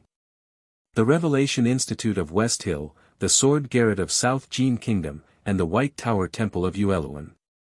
The disciples of the academy have had a lot of contact with these guys in the past. They have never lost in chess or musical performances. You cannot lose either. Why are we not allowed to lose? Not bad. What if I can't beat him? I can't lose face even if I can't win. Ning Kei scratched his head and asked in confusion and distress, second brother, how can I not lose face if I can't beat him? Second brother raised his eyebrows slightly and reprimanded unhappily, if you can't win, you have to find a way to win. If you really can't win, you can't admit defeat. You have to find a way to escape. After cultivating for a few years, you can go back and fight with your opponent again. Do you think you can never win? Because of His Majesty's suggestion, the Academy's students would be practicing in the wilderness of the north of Yan Kingdom this year, and the departure time was tomorrow. When Ning Kei walked out of the thick fog at the back of the mountain of the Academy, the serious voices of instructors were echoing in the study rooms around the stone ground. Outside the warehouse, there were stewards carrying out the things needed for the journey, and the stewards of the military ministry were counting the number of weapons. Walking out of the stone gate of the academy, he saw dozens of horses scattered on the green meadow under the morning light. These horses from the horse farm in the west of the city were calmly grazing with their heads lowered. Occasionally, they would bump into the flowers in the depths of the meadow and knock down the autumn petals. Ning Kei looked at the warhorses that were about to embark on their journey and smiled. He apologized to the coachman, old Duan, who had been waiting outside the courtyard for a whole night, and was ready to board the carriage to return to the city. At this moment, he suddenly thought of a problem. He frowned and jumped off the carriage. He walked back to the academy's warehouse and borrowed a sturdy leather bag. He picked up dozens of heavy stones and stuffed them into the bag. After weighing the stones in his hand, he felt that the weight of the stones in the bag was about the same. He walked to the edge of the meadow, held the fence with his hand, and whistled to the depths of the meadow. The whistle was not very loud, but it alerted the warhorses that were grazing on the meadow and raised their heads. One of the strongest big yellow horses shook its head and pushed its companions away, galloping happily towards Ning Quebec. He touched the big yellow horse and tied the leather bag to the buckle next to the saddle through the fence. The leather bag was stuffed with stones. It looked inconspicuous, but was actually very heavy. The big yellow horse bent its forelegs slightly and then quickly stood up straight. However, the balance of its strong body seemed to be a little problematic, and it panted a little faster. Ning Kei untied the leather bag and looked at the big yellow horse, shaking his head. He thought that the iron bow, 13 arrows and 3 knives were already too heavy. Adding his own weight, even if these ordinary warhorses could bear it, they could not bear it for too long, especially in the wilderness. Once they started a chase, they could not maintain it for too long. Having been a soldier at the frontier fortress of the city of Wei for a long time, he knew better than any other student of the academy how important it was to ride in the wilderness. Now that he had entered the world of cultivation, he was even more clear that as long as one was not a grand cultivator in the knowing destiny state, he still needed to rely on horses to maintain sufficient speed. After thinking for a while, a scene from last year suddenly appeared in his mind. He poured out the stones in the leather bag, jumped into the meadow, and found the steward of the military ministry's horse farm. He took out the waist token of the Imperial Center administration and whispered something to him. After returning to Chang'an, he did not return to Lin 47th Street immediately. Instead, he went to the Southern Gate Taoist Temple at the foot of the Imperial City. As a disciple, he had to report to his master that he was going to travel far, and maybe his master would give him some gifts. Master Yen Sei knew that Ning Ke was going to the wilderness earlier than himself. After thinking about it these days, he felt that His Majesty's arrangement was always good for his disciple, so he gradually calmed down his annoyance. Unlike second brother, he did not tell Ning Ke not to disgrace the prestige of the academy. Instead, he said seriously, the barbarians on the grassland are not terrible, but the desolate man and his companions returning to the south will be the greatest danger. Logically speaking, with the headmaster of the academy, His Majesty, and me, few people in the world dare to harm you. But you have to remember that it is not the Tang Empire. Master, don't worry. Ning Ke said with a smile. The distant wilderness often represented mystery and danger for people from the Central Plains. But for Ning Ke, who had been killing horse gang in the wilderness since he left Min Mountain, it was the most familiar place for him. No matter how powerful the enemy he encountered there was, he believed that he could at least keep his life. Without this confidence, he would not have agreed to the request of the imperial court. Thinking of the papal cavalrymen sent by the Divine Hall this time and the powerhouses of the judicial department hidden in the dark, Master Yen Sei frowned slowly and looked at Ning Ke seriously. He said, in the past, the enemies you met in the wilderness were all ordinary people. Even the most ferocious horse gang might not make you feel afraid.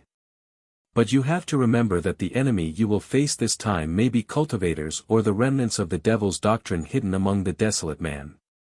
Anyway, you have to be careful. Ning Ke stopped smiling and said seriously, I understand. Next, Master Yen Sei finished the last lesson before the arrival of autumn. He explained in detail the pinnacle of talisman Taoism, the wonderful meaning of characters. Then he handed a brocade bag to Ning Ke and explained that there were some wonderful things in the bag. If he was really in danger, he might as well open it and have a look. The black horse carriage slowly drove on the straight long street. With the cracks of the flagstones under the wheels shaking from time to time, Ning Ke looked at the brocade bag in his hand and could not help laughing. Sure enough, he got some parting gifts. He could not guess what was in the brocade bag. Thinking of those famous scenes in novels, he did not want to open it. If it was opened, it would be useless. Would he have the face to go back to the Southern Gate Temple and ask for another one from Master Yen Sei? Well, with his temperament, he could really do such a thing. But why bother? It was already dusk when he returned to the old brush pen shop. The setting sun shone from the end of Lin 47th Street, turning half of the street red. He said hello to Mr. Wu of the antique shop next door, glanced at the empty gray wall behind him, and walked in. The rice was steamed in the pot, and white steam filled the air.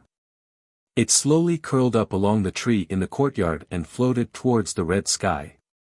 It didn't float too high before dissipating in the air, leaving not even a trace. Sang Sang looked up at the fog dissipating in the air with her willowy eyes squinting beautifully. Ning Ke looked at the little figure beside the tree and said, I'm back.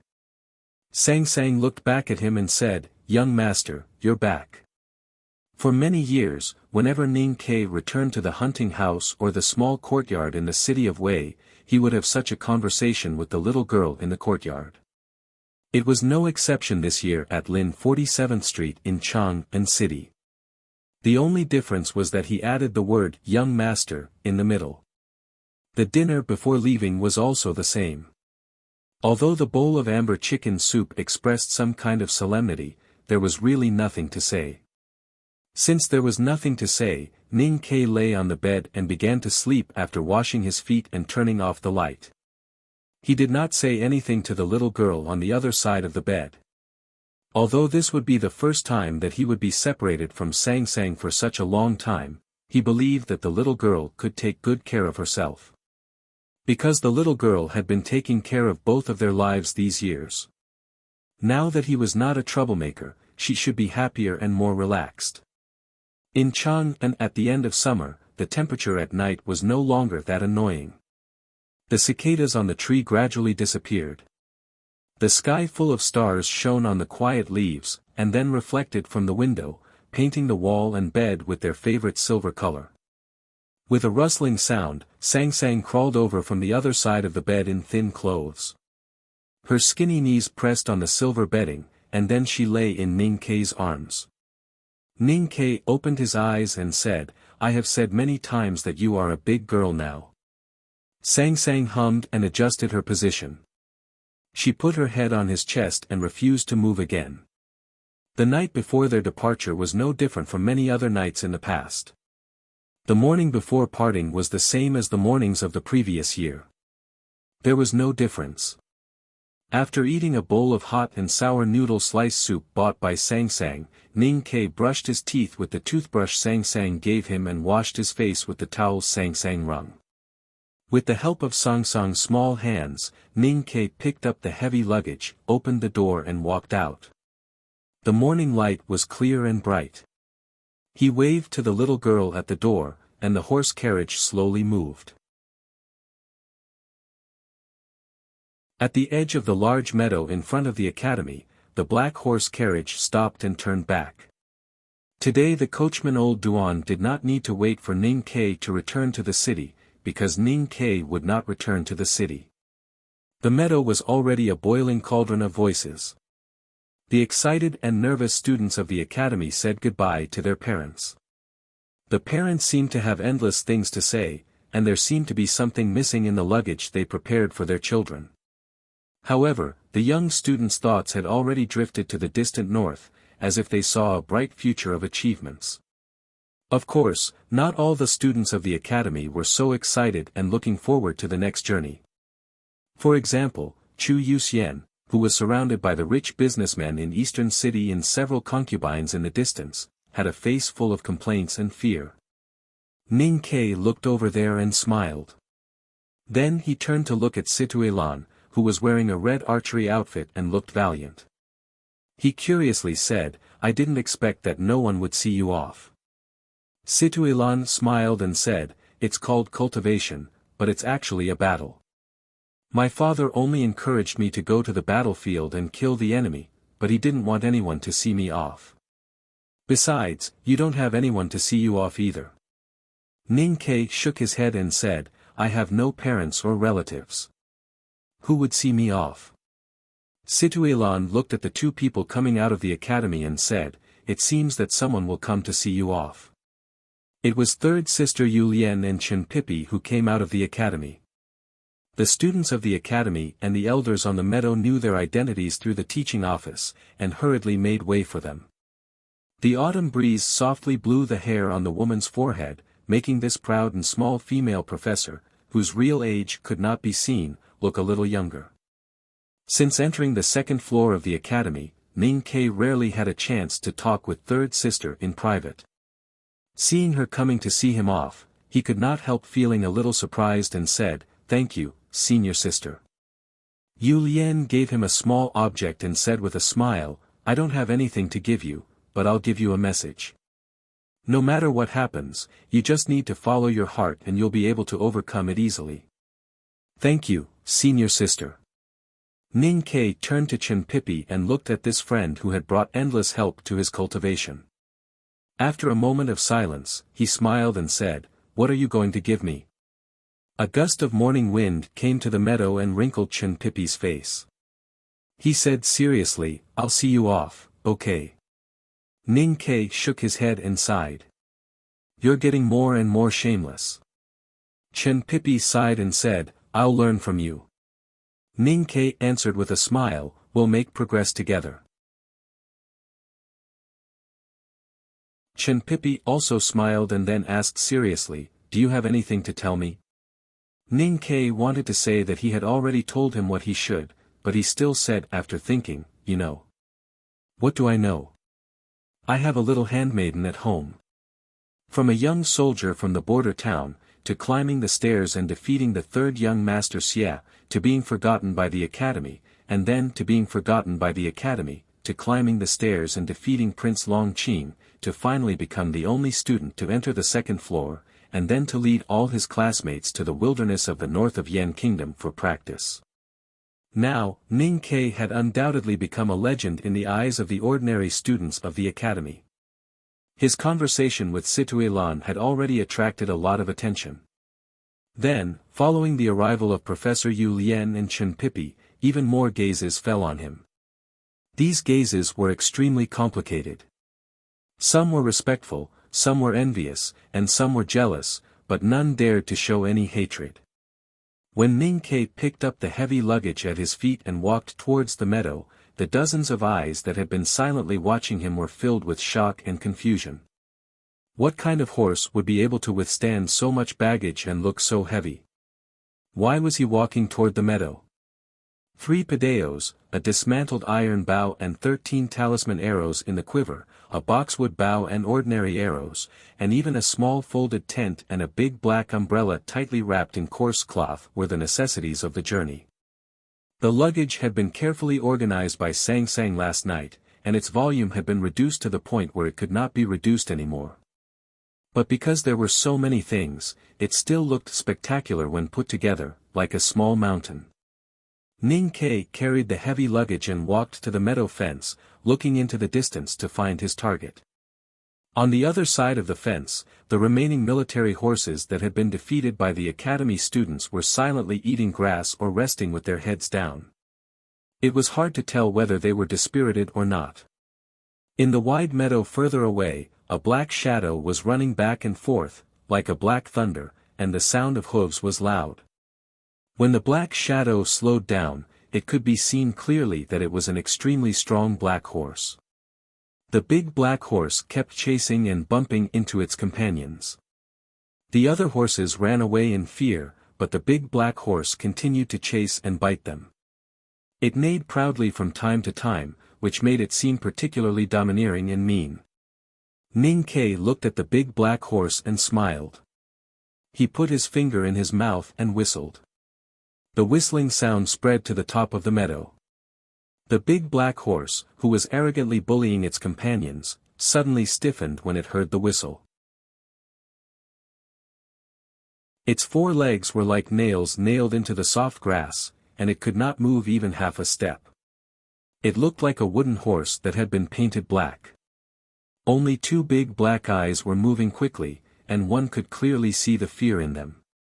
It twisted its stiff neck with difficulty and looked back at the figure by the fence in the distance.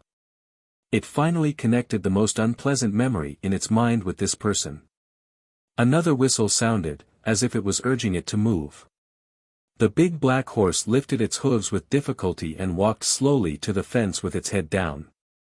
Every step was so reluctant, as if it was a female star who was about to marry into a notorious rich family and did not know what her future would be like. The big black horse strolled to the fence and looked at Ning Ke behind the fence. It shook its head slightly and flipped its thick lips in a funny way, as if it was expressing absolute submission and flattery. It had been more than a year since the academy entrance examination of the academy. The big black horse's temper had not improved at all. It was still violent and irritable.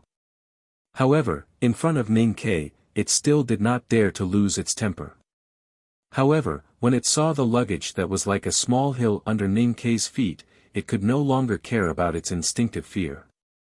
It let out a frightened neigh and turned around, ready to run away. Ning Ke stared at it and said, "Old rules." The big black horse stopped.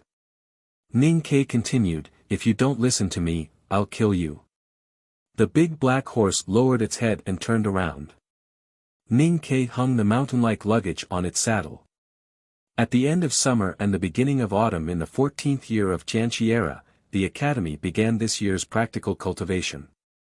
The leader was the weakest disciple of the second floor of the academy in history, who had not even met the teacher and eldest brother. In the backyard of the old brush pen shop, Sang Sang stared at the old hen and thought that she should have killed it yesterday so that it could eat more. Otherwise, what if it got hungry on the way? On the outskirts of Chang'an, Ning Kai looked at the picturesque village and thought that he would not be able to drink the chicken soup she made for many days. He had just left and he already missed it. The empire was shrouded in a faint glimmer in the early morning. The sound of hooves and the fluttering indigo clothes. Volume 1, The End of the Empire in the Early Morning. To be continued. If you like this work, please come to Chidian.com to vote for me. Your support is my greatest motivation.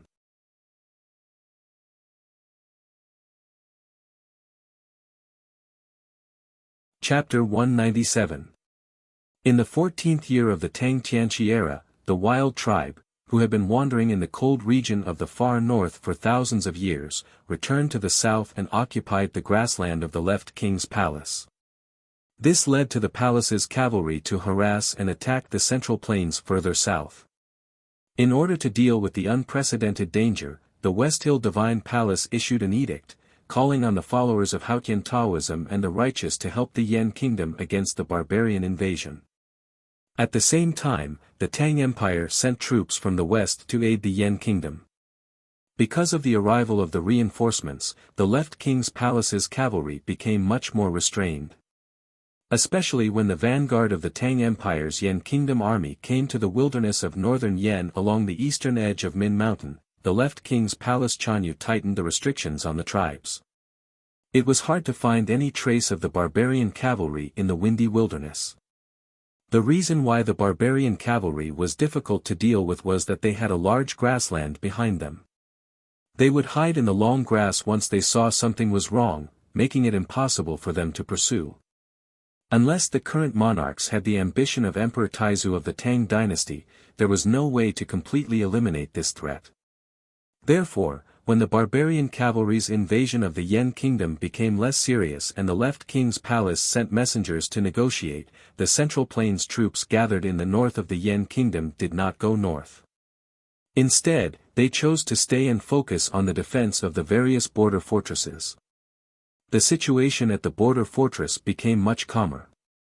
The 100,000 troops stationed outside the Yan kingdom were called the Central Plains Coalition Army.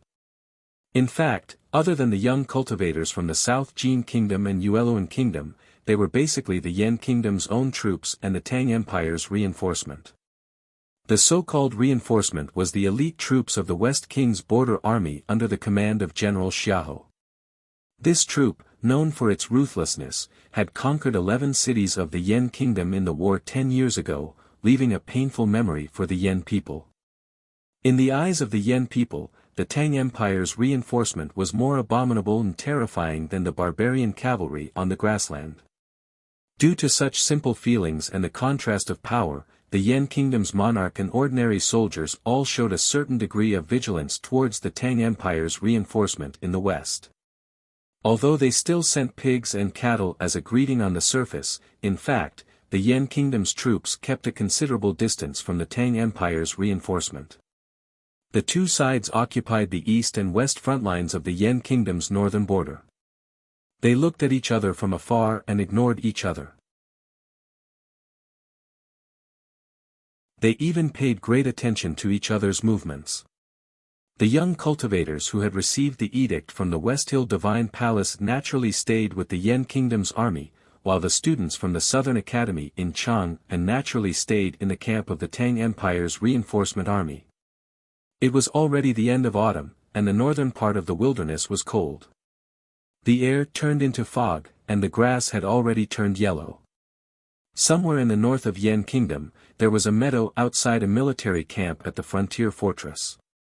The few trees on the meadow had already lost all their leaves. Standing there, one could easily see through the clear sky and into the distance. For example, the black smoke from some unknown object burning in the wilderness in the distance, and the injured soldiers lying on the creaking carriages. Now that the situation at the frontier fortress was calm, it was possible that peace talks would be held soon. However, in the depths of the wilderness, small-scale battles between the Tang cavalry and the grassland cavalry still occurred occasionally.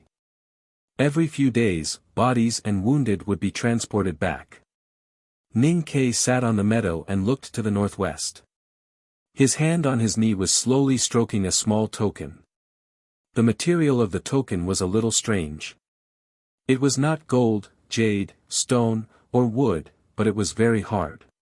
It was given to him by senior sister Yu Lian before he left the academy. He did not pay attention to it at that time, but he remembered it later on the journey. He often held it in his hand and played with it. He was a little curious about the purpose of this token, and also used it to reduce his nostalgia for Chang'an. There was a blurry black line under the high sky in the northwest direction. It did not look conspicuous at all. However, he had been there, and he knew how tall and majestic the undulating mountains were. Therefore, he increasingly felt that the sky and the wilderness were indescribably vast.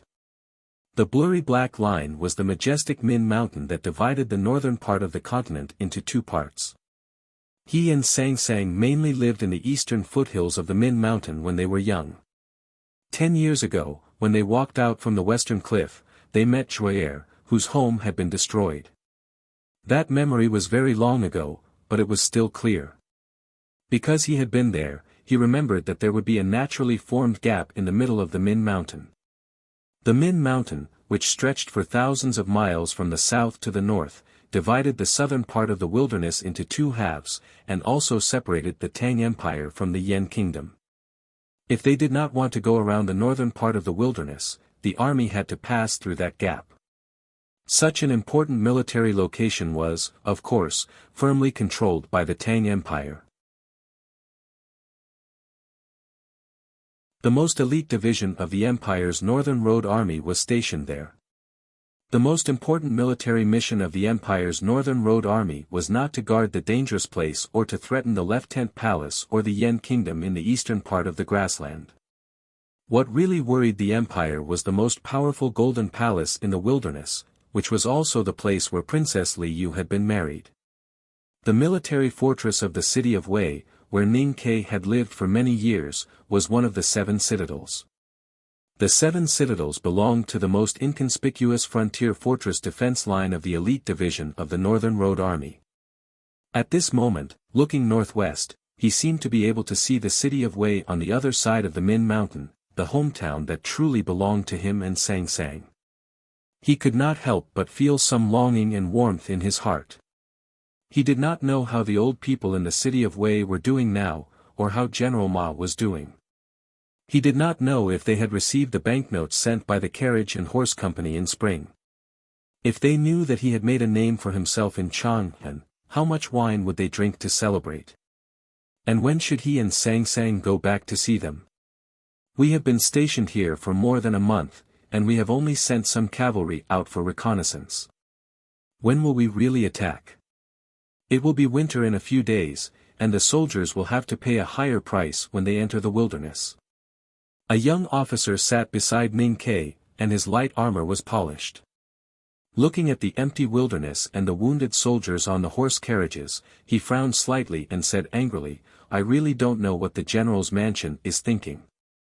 I heard that General Xiahou did not even enter the Yan Kingdom and is still in the Tuyang City mansion. It is really outrageous." Ning Kai looked at him and smiled, saying, "There is no need to use a butcher's knife to kill a chicken. General Xiahou does not need to deal with the cavalry of the left king's palace in person. The imperial court has sent half of the western military army here, which is enough to show respect to the left king's palace. General Xiahou stayed in Tuyang City and did not come to the frontier fortress to command in person, because he knew that the war would not start. Since there is no need to go deep into the wilderness, what is the difference between autumn and winter?" The young officer was Chang Zhengming, a student of the academy. He had excellent results in riding and archery in the military ministry, and had once served in the Yulin Royal Guards. This time, he came to the front of the Yan army and was assigned to the northernmost and most dangerous fortress. However, he did not have any objection, and instead was eager to lead the cavalry into the wilderness and make great achievements for the empire like his predecessors. He did not expect that they would be trapped for more than a month, and the troops did not have the intention to go into battle at all. He had been feeling a little depressed these days, and when he heard Ning Kei's words, he retorted, "The countries in the Central Plains have made such a big movement, and the Divine Hall has issued an edict, and the Empire has sent out reinforcements. It would cost a lot of money just to feed the troops every day, and it took them so much effort to gather all the troops. How could they not fight?" Ning Kei said with a smile, "Then do you think they are going to fight?" Chang Jingming pointed at the horse carriages below the meadow and said, "Small-scale battles have been happening all the time. I don't think they are not going to fight, but the coalition forces are just arguing, and there is no way to confirm when they will start a large-scale attack." Ning Kei shook his head and said, "Small-scale battles will definitely continue, but that is for the negotiation and bargaining with the left king's palace. You have to figure out the ultimate purpose of the 200,000 troops in the south of the wilderness. If you understand this, you will know why the war will not happen after all." "Why?" Chang Jingming frowned and asked. Ning Kei asked, "Why does the left king's palace want to disturb the border?" Chang Jingming answered without thinking, "Because the barbarians are cruel and greedy by nature." Ning Kei said grumpily, "Nonsense. Everyone is greedy." Chang Jingming hesitated and said, "Is it because the desolate men are moving south?" Ning Kei looked at the young officer and said, "The real enemy of Chanyu of the left king's palace is the desolate man tribe behind them. The West Hill Divine Palace issued the edict to guard against the possible revival of the devil's doctrine caused by the desolate men moving south. As for the Tang Empire, the desolate men were crippled by us in the past, so of course we have to guard against them taking revenge after they become strong. So in the end, everyone is worried about the desolate man warriors in a more distant place. The desolate man had been away from the wilderness for more than 1,000 years. For the people of the Central Plains, it was a legend that was so long ago that it was hard to remember. On the journey to the frontier fortress, the students of the academy had crammed some knowledge and roughly understood the long history. But for them and the people of the Central Plains, this tribe was still extremely mysterious. "But I heard that there are only a few 100,000 desolate men left now. Even if all of them are soldiers, they can't pose any threat to the Central Plains. On the contrary, the left king's palace has countless good knights. If they really move south like locusts." The left king's palace, which is powerful in your eyes, was robbed of a large grassland by the desolate men. They were driven south and forced to cross the line that the Tang Empire drew for them. Now these desolate men, who are known as natural warriors, can do this with only a few 100,000 people. If they are given time to stand firm in the north and multiply, don't you think it's terrifying? Why wouldn't the West Hill Divine Palace and the Imperial Court be nervous?" Ning Kei said with a smile, "Don't forget, as long as there is enough food, it's always easy to have children." Chang Jingming asked after a long silence, "Then what should we do?" Ning Kei looked at the black smoke in the distance of the vast wilderness and said after thinking for a moment, "Looking at the current situation, I guess the West Hill Divine Palace and the Imperial Court have the same idea, which is to force Chanyu of the left king's palace to start a new war with the desolate men. We are responsible for providing him with military equipment and food, and they are responsible for fighting." Chang Jingming asked in confusion, "The desolate men are forced to move south because they can't win. Why would the left king's palace be so stupid to turn back and fight?" "That's why we are here now. The Divine Hall and the Imperial Court have made their stance very clear. They have written a multiple-choice question for Chanyu to choose. Either you fight with us, or you fight with the desolate men with our support. You will definitely die in the former, but you might die in the latter. There's always a difference between certain and possible." Chang Jingming was stunned. He didn't expect things to be so complicated. He said with emotion, "This multiple-choice question is really hard to choose. Ning Ke patted his shoulder and said, Chanyu thinks so too. At this moment, dozens of the most elite light cavalry from the West Road appeared at the back of the meadow. The captain looked at Ning Ke, who was above the meadow, anxiously, as if he wanted to get closer but didn't dare to. Chang Jingming looked at the elite cavalry under the meadow, as if they were facing a formidable enemy. He recognized that they should be the direct cavalry of the general's mansion. He couldn't help but be slightly shocked and subconsciously looked at Ning Ke beside him. The Tang captain under the meadow looked up at Ning Ke and said worriedly, Mr. 13, it's too close to the barbarians. It's really not safe. Let's go back to the military camp. Mr. 13. Chang Jingming looked at Ning Ke and asked in confusion. Ning Ke looked at the nervous cavalry under the meadow and sighed helplessly. He stood up and explained to Chang Jingming, they don't know who I am. They only know that I'm the 13th. Chang Jingming also stood up. I'm the leader of the academy. Although I'm not responsible for your life and death, I still have to care about what you're doing. Ning Ke looked at him and said, I'm here today to see how you're doing. Since I'm being urged, I have to leave early.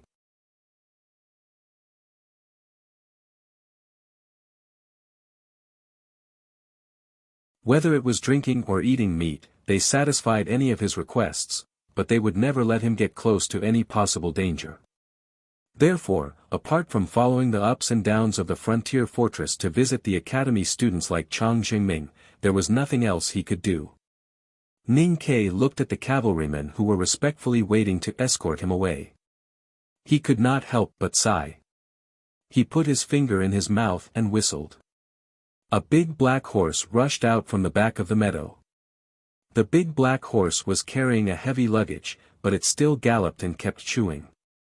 No one knew what it was eating that made it so happy on the meadow where the leaves had fallen and the grass was covered with frost. First, I strongly recommend Miss Futian's new book, The Treacherous Official. I can absolutely guarantee it with my credit. It's a good book in line with my 3 views and aesthetic standards. Now it's the first book on the list of new books. It's the one that's more popular than Bean. Second, the new assistant, Pomelo, has taken office. I applaud and cheer. She's a little girl. Please help and be considerate. If there's anything wrong, it's all my fault. I cupped my hands. Third, the beginning is really the most difficult. I started writing at 12:00 today. I'm really stupid. I deleted and wrote again and again. I changed many ways and finally chose the driest way. I skipped a lot of instructions in the middle. I feel sad when I think of the money I've lost. Fourth, it's almost Monday. I strongly need recommendation votes. Please give me your support. Please don't force me to write a single chapter tomorrow. Fifth, I'm really scared about the second volume. I hope you can praise me and give me positive energy. I believe I can overcome the difficulties and write better and better. Good night, everyone. To be continued. If you like this work, please come to Chidian.com to vote for me. Your support is my biggest motivation.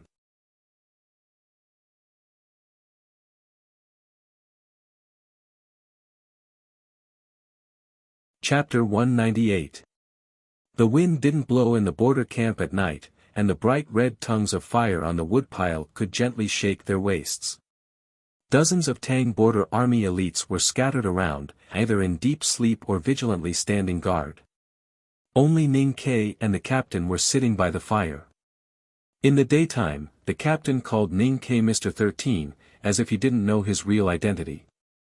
However, at this time, beside the red warm fire, his title had been changed in a whisper, Your Excellency Ning, do you really want to go to Dongxing Stockade Village tomorrow?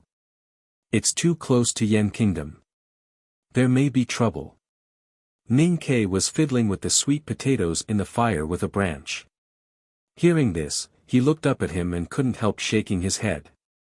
Looking around at the border army elites who didn't pay attention to him, he said, I've stayed in the frontier fortress for more than a month, but I didn't get into any trouble. In my opinion, this is the real trouble. He looked at the captain's seemingly dull and honest face and sighed, speaking of which, isn't our luck a bit too bad? You are the only secret bodyguard in Tuyang City, but you are sent to follow me. So I don't know who to ask if I want to ask about the situation in Tuyang City. The captain said with a wry smile, I also feel helpless when I know it's me who personally protects your excellency. Could it be that General's mansion knows your identity as a secret bodyguard, but they are too embarrassed to do anything to you, so they simply drive you out of Tuyang City and follow me around, or have they even found out my identity? The captain shook his head and said, Please rest assured, your excellency. My identity should not be leaked. As for your excellency, I think neither the military counselor or the inner vanguard camp can guess that you are actually the secret bodyguard of His Majesty. Ning Ke pulled out 2 roasted sweet potatoes from the fire and gave one to the captain.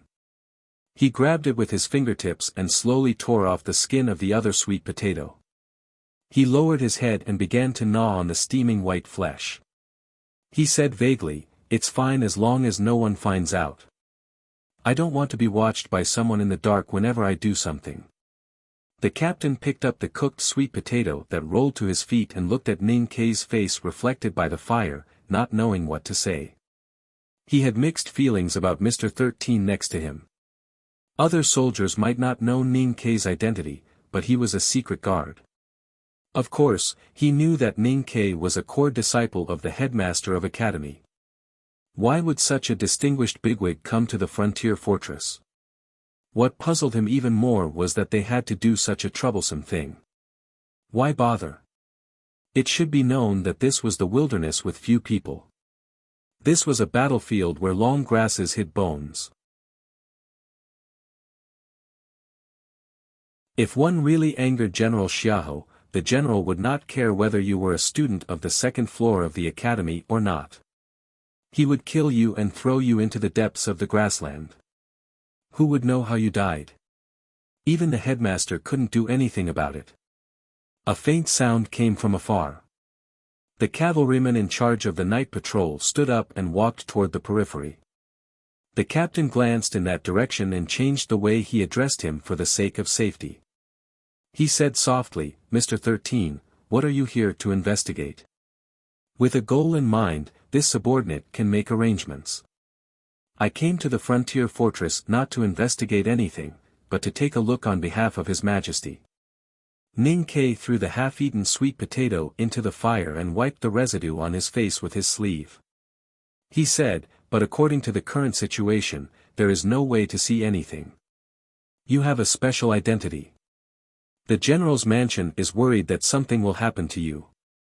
They also don't want you to get into trouble. Of course, they want you to stay as far away as possible. If you want to see someone in the general's mansion, you can't see him without going to Tuyang City. The captain hesitated for a moment and then directly mentioned Tuyang City. He knew very well that an important figure like Mr. 13, who had received His Majesty's secret order to come to the frontier fortress to inspect on behalf of the Son of Heaven, was only qualified to enjoy such treatment. However, he still did not dare to directly say General Xiahou's name. The students of the academy had passed through Tuyang City on their way from Chang'an City to the frontier fortress of northern Yan Kingdom. At that time, the general's mansion was in charge of receiving them, so Ning Ke had not seen General Xiahou in person. Now hearing the words, Tuyang City, he thought of the famous general in Tuyang City who was known for his violence. After a moment of silence, he said with a smile, I will go there in the future. The next day, Ning Ke and dozens of elite soldiers of the Tang army who protected him set off again. They marched to the east along the simple frontier fortress defense line in the north of Yan Kingdom. It was just past noon when they arrived at the easternmost part of the western front line that the Tang army was responsible for. Looking over the dry willows, they could clearly see a piece of green mountains and a yellow city not far from the mountains. More than a dozen officers were waiting for their arrival outside Dongsheng Stockade Village. The general of Dongsheng Stockade Village did not know who Mr. 13 was. He just guessed from the documents of the general's mansion in Tuyang City and the excited expressions of those subordinate officers that he should be a bigwig from Chang'an City and should have some relationship with the academy. Ning Ke looked at the officers outside the stockade village and smiled. He jumped down from the big black horse. He first exchanged a few polite words with the general and then walked to the right side. He walked to someone and said with a smile, "Are you used to staying here?" The officer in front of him was a young girl, dressed in an archery outfit and covered with dust from the wilderness. She looked at Ning Ke and said with a smile, "Although it is not as comfortable as you, I am still used to it." Ning Ke said with a smile, "You have to get used to it even if you are not used to it. I have told you before that the real battlefield is not the same as what you guys imagine in Chang'an City." Then he noticed that Lin Chuan Wangying was also standing among the officers. The 15-year-old boy was blown away a lot of immaturity by the wind and sand of the frontier fortress, and his posture seemed to be a lot taller. He looked at these academy students who had come to the front line for less than a month, but their temperament and spirit had changed a lot from when they were in Chang'an City. He said with appreciation, "It seems that everyone is still very used to the life here. I am relieved." The general of Dongxing Stockade Village followed him. Seeing that Ning Ke did not pay attention to him, he was a little unhappy. He thought that even if Ning Ke was a bigwig from Chang'an City, he was not qualified to put on airs in the military camp. However, when he heard this dialogue, he immediately understood that Mr. 13 was really a bigwig who could not be provoked. Anyone who dared to speak like this to the daughter of General Yunhui and dared to put on airs to the academy students was a real bigwig. The training goal of the academy students in the future was to become officials of the imperial court, and they would not have anything to do with the military system. However, the Tang Empire was founded by martial arts, and frontline practice was an indispensable part of the training plan. Dongxing Stockade Village was located in the easternmost part of the Tang Army's defense line. It was very close to a tribe of the left king's palace, and it was also very close to the Yan Kingdom Army and the young masters of the Central Plains who came to help. It was under double pressure, and it could be said that it was the most difficult place in the Yan Kingdom Army. For thousands of years, the academy's practice principle was that students should go where the most difficult place was. Therefore, this Yellow Earth city with 3,000 troops and horses had the most academy students. In addition to the cavalry troops, there were a total of 11 academy students. On the journey from Chang'an to the frontier fortress of northern Yan Kingdom, Ning Ke and the academy students were very familiar with each other. Moreover, those who participated in the practice were all Tang students. Those disputes in the past had long disappeared.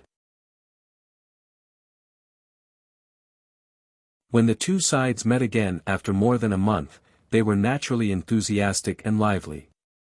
After experiencing the real bloody life on the battlefield and experiencing life and death, the young people would quickly mature.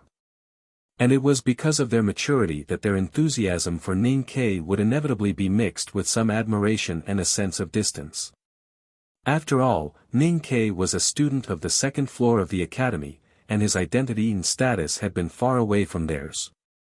By the blue lake, Situilan took out a handkerchief and wet it to wipe off the dust on her forehead. She looked back at the silent Ning Ke and asked, "Are you not used to being surrounded by people?" Ning Ke walked to the lakeside, looked at the shadow of the old wood at the bottom of the lake, and said with a smile, "Being surrounded by people and being respected is the goal of people like us. You grew up in the general's mansion of Chang'an City, and the female army was famous everywhere. How could you understand the mentality of people at the bottom of the society like us?" Situilan stood up and handed the handkerchief to him, and said, "But I saw that you smiled reluctantly before." Ning Ke wiped his face and said, "In the past, these classmates ignored me. Later on the journey, they already got along with me, but now they talk to me so respectfully. The contrast is too big, and I can't adapt to it. So you want to walk with me by the lake alone?" "Yes.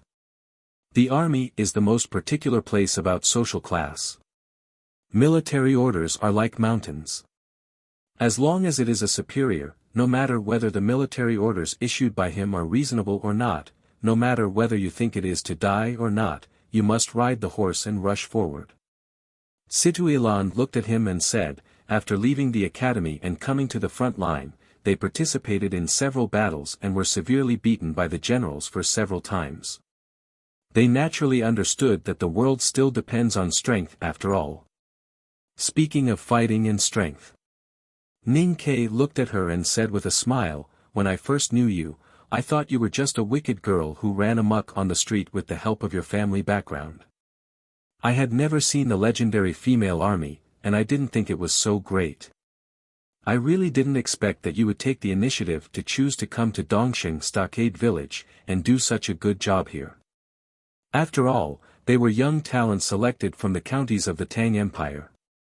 Once they adapted to the strict rules of the military camp and the cruel battle, the academy students who participated in the practice soon began to show their abilities. Although they were only low-level officers, they did a good job in the part they were responsible for. Situilan was born in a family of generals. She dared to take on tasks, and her performance was especially outstanding. She had led the cavalry into the wilderness for 6 times in less than a month since she came to Dongxing Stockade Village. Among them, she met the cavalry of the palace twice and beheaded more than 10 times. Her military merits had been reported to Tuyang City, and she was waiting to be rewarded and promoted immediately. The Lieutenant Palace doesn't have the courage to start a full-scale war. Those cavalry are not the palace's elites at all, but the cavalry of small tribes. They just write it like this for the sake of military merits. Situilan was valiant and heroic, without any arrogance, and said, it's nothing to kill the cavalry of small tribes. If I really fight with the palace cavalry, I dare not say I can win. I can only strive to kill more. Ning Ke rubbed his stiff wrist. It had been nearly 2 years since he left the city of Wei, and his blade had not been stained with the blood of the grassland cavalry for 2 years. At this time, listening to Situ's calm and hot-blooded words, he could not help but miss those bloody times when he rode horses to Shubi Lake and chopped firewood with a knife. In fact, I have always been curious about what kind of person you are. Situilan turned around by the lake, and her eyebrows slowly raised. She looked at Ning Ke's face with great interest and said, my father once looked through your files in the military ministry, but he only told me some general information and refused to tell me too many details. When I asked him anxiously, he only said that if there was a chance to fight with you in the future, he would listen to everything you said. I rarely see my father speak so highly of people. What did you do in the city of Wei? I am really proud to be evaluated like this by General Yunhui. Ning Ke looked over her shoulder and fell on the blue lake, thinking of those years in the city of Wei. After a moment of silence, he said, when I was in the city of Wei, I mainly did one thing. What thing? Killing the horse gang. I heard that the horse gang in the wilderness is the fiercest. Even the cavalry of the Golden Palace is not willing to provoke them. It's not that exaggerated. But the composition of the horse gang is very complicated. There are real horse gang and homeless refugees. I have seen refugees from the north of Yan Kingdom at Shubi Lake. It is so far away, and I don't know how they crossed the Min Mountain. And you certainly can't imagine that the most powerful horse gang I have ever met is the cavalry of the Golden Palace in disguise. The cavalry of the Golden Palace. Did you win or did they win? I said that I only did the thing of killing the horse gang.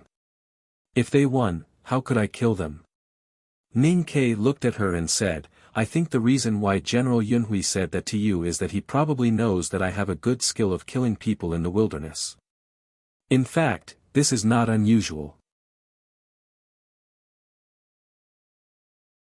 Situilan looked at him and said, you killed so many horse gang without dying.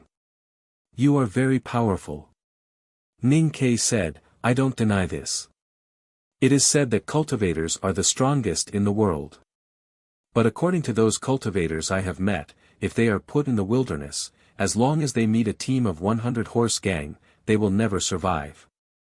But you still want to be a cultivator. Because I can kill people. If I become a cultivator, I can become a cultivator who can kill people. Ning Ke paused for a moment and said with a smile, I always have an idea. Don't talk about it outside. Situilan was very interested and said, I promise I won't leak the secret. Say it quickly. Ning Ke walked to the lakeside and looked at the blue lake extending to the north without an end. He said, cultivators do have strong enough personal strength.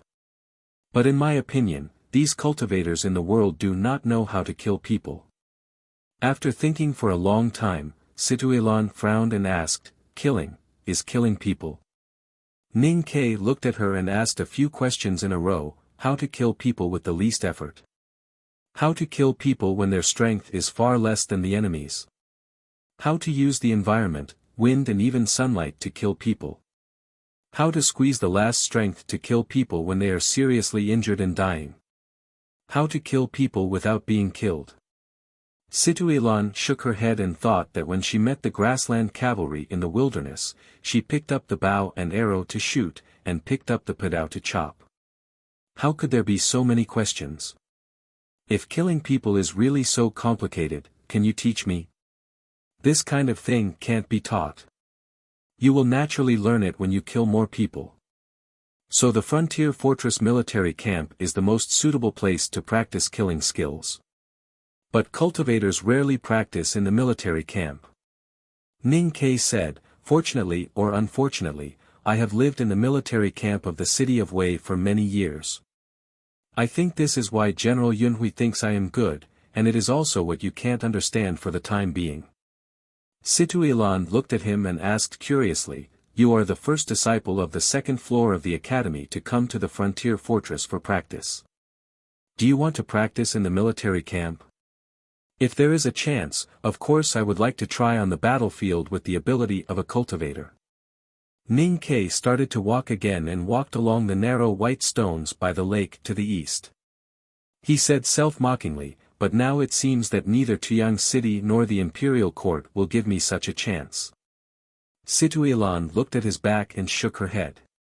Ning Ke quietly looked at the blue lake water, looked at the trees and white clouds reflected in the water in the distance, and looked at the depths of the wilderness that could not be seen by the naked eye. He felt that his fingers were more and more itchy. He did not know whether there were cultivators who specially practiced on the battlefield. He was really interested in this idea. However, what really made his hands itch was not this idea, but some very simple things. Being in the wilderness, smelling the smell of horse dung in the wind and the smell of the slightly scorched grass burning, he felt that every part of his body was slightly trembling with excitement like the 3 long knives carried behind him. It was difficult to restrain the urge to rush into the depths of the grassland and swing his knife to cut down one enemy after another. Unfortunately, the blue lake in front of him was not Shubi Lake. No one knew what the name of the lake around Dongsheng Stockade Village was among the grassland barbarians. It was slender like a kidney. From here, it extended to the depths of the wilderness in the extreme north, and the end could not be seen. Because the lake was too deep, it was glowing with blue luster, like a sapphire that was melted and condensed into silk. This is a saline lake. The lake water is not drinkable, so we did not camp here. Situilan looked at his eyes quietly looking at the lake. She raised her arm and pointed to the forest by the lake in the distance. She said, when the barbarians' cavalry invaded the south in the past, they all drilled out from that forest. It was very sudden. But in recent days, no grassland people dare to approach here.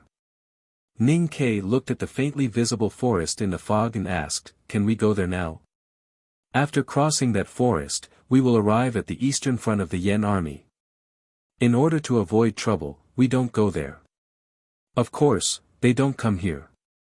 Both sides have a tacit understanding to ignore that place. Have you seen those people? Who? Young masters from various countries who came here because of the edict of the West Hill Divine Palace, such as the sword garret and the white tower. Situelan shook her head and said, I haven't seen them. But after the last encounter with the cavalry, Dongxing Stockade Village sent troops to expel that tribe. As a result, they met the papal cavalrymen of the West Hill Divine Palace. Hearing the words, papal cavalrymen, Ning Ke turned around and asked, and then? Situelan thought of the scene that day and was still a little angry. She sneered and said, it was obviously the battle of our Dongxing Stockade Village, and we had basically wiped out all the enemies. As a result, those cavalrymen of the Divine Hall who had been watching coldly finally rushed up. They wanted to grab the credit. Yes, many heads were chopped off by them. Wang Ying quarreled with them, but he didn't win. Ning Ke said, I thought Wang Ying had matured a lot on the battlefield. I didn't expect him to be so childish. Situelan said angrily, do you think we shouldn't quarrel? Of course we shouldn't quarrel. What can we get from quarreling? When we used to collect firewood at Shubi Lake, we never quarreled with people from the 7 stockade villages who came to rob the military credit. Ning Ke looked at the calm lake, shook his head and said, we directly drew our knives and chopped. If you like this work, please come to Chidian. Come to vote for me. Your support is my greatest motivation.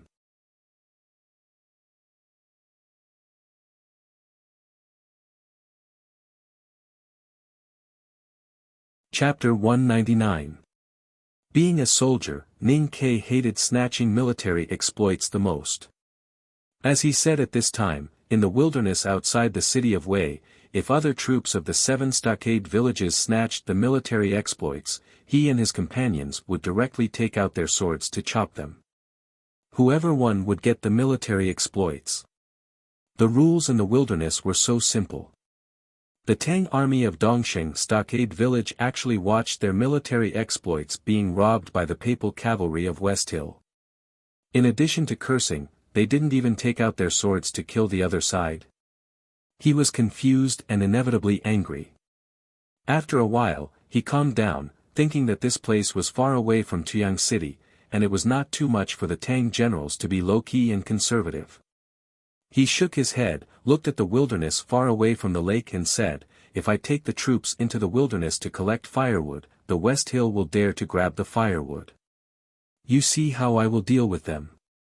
Situelan didn't say anything. She walked slowly along the lakeside with her hands behind her back. Suddenly she stopped, turned around and looked at him, saying, my family in Chang'an sent a letter saying that they would arrange a marriage for me. The slightly cold weather made the breath from the girl's lips quickly turn into white mist, which added some beauty to her refreshing face. Ning Ke looked at the misty breath and the girl's face in front of him. He was stunned for a moment and asked, then. Situelan shook her head, turned back and continued to walk along the lakeside, and said, I don't want to marry. Upon hearing her reply, Ning Ke's mood became a little lighter, but then suddenly became a little heavier. He had an inexplicable feeling of not being able to find the right direction. He looked at the girl's back and said, we really should be more cautious about this kind of thing. Situelan didn't look back and said with a smile, I heard that many ministers in Chang'an City want to recruit you as a son-in-law. With Ning Ke's current reputation in Chang'an City, not to mention the glory of being a core disciple of the headmaster of academy, His Majesty's appreciation and love for him were enough for countless ministers to start thinking about selling their daughters and granddaughters to him. Ning Ke smiled and said, General Yunhui probably didn't mean that. Situelan looked back at him and said, my father knew that I was familiar with you, and he really thought about it. Ning Ke felt a little hot on his cheeks, subconsciously touched it, and didn't know how to answer. With her hands behind her back, Situelan stepped on the white round stone by the lake and continued to move forward. She said, but I didn't agree. Ning Ke looked at the girl in light armor and her black braids swaying restlessly behind her. After a moment of silence, he could not hold back his curiosity and some kind of emotion that could not be expressed. He asked, why? Hee, because I don't want to get married. The girl's answer was concise and powerful. Her crisp laughter awakened the thin layer of ice on the surface of the lake. There hasn't been a female general in the empire all these years. I want to be a female general, so I don't have time to think about marriage. Ning Kai could not help but feel a little ashamed as he listened to her. He kicked a weird-shaped white stone into the lake and said, "I'm focused on cultivation and have no time to think about these things." Situelon turned around and looked at the stone that smashed the thin ice and slowly sank to the bottom of the lake. After a moment of silence, she laughed heartily and looked at him and asked, "If you have time to think about it, what kind of girl do you like?" Listening to this question, Ning Kai could not help but think of the conversation with Chen Pippi in the back of the mountain of the academy. After thinking for a long time, he rubbed his chin and said seriously, "I like beautiful girls, with white skin, red phoenix eyes, red lips and a plump figure. It's better to be smart in terms of temperament. Don't always let me think about things." Situelon looked at him and shook her head. She sighed and said, "Your requirements are really not high. The ideas of most men in the world are almost the same. I can't see any novelty in you. Life was originally a very boring thing. Whether in Chang'an City or in the wilderness of northern Yan Kingdom, what was the essential difference between climbing buildings every day and wandering every day?" The academy students who practiced in Dongxing Stockade Village had their own combat tasks. It was impossible for them to accompany Ning Kai to stroll around the stockade village, eat, drink and chat every day. He had to stroll around the stockade village, eat, drink and chat with himself. It was extremely monotonous and boring. After a few days, he finally could not bear such a boring life anymore. He secretly led the big black horse and avoided the sight of the dozens of inseparable cavalrymen.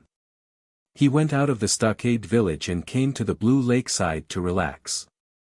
Without the dozens of cavalrymen following behind him as the second son, Ning Kai walked a little further today. He ran along the blue lake for 2 or 3 miles to the east and found a quiet lakeside to stop. He unloaded the heavy luggage on the back of the big black horse and patted it heavily on the butt. It was rare for the big black horse to have such a good time to relax. It neighed joyfully and dashed into the lake, splashing black mud on its hooves. Then it retreated to the shore at a faster speed, roaring angrily in a low voice. It trembled slightly and kept rolling its thick tongue and turning its lips.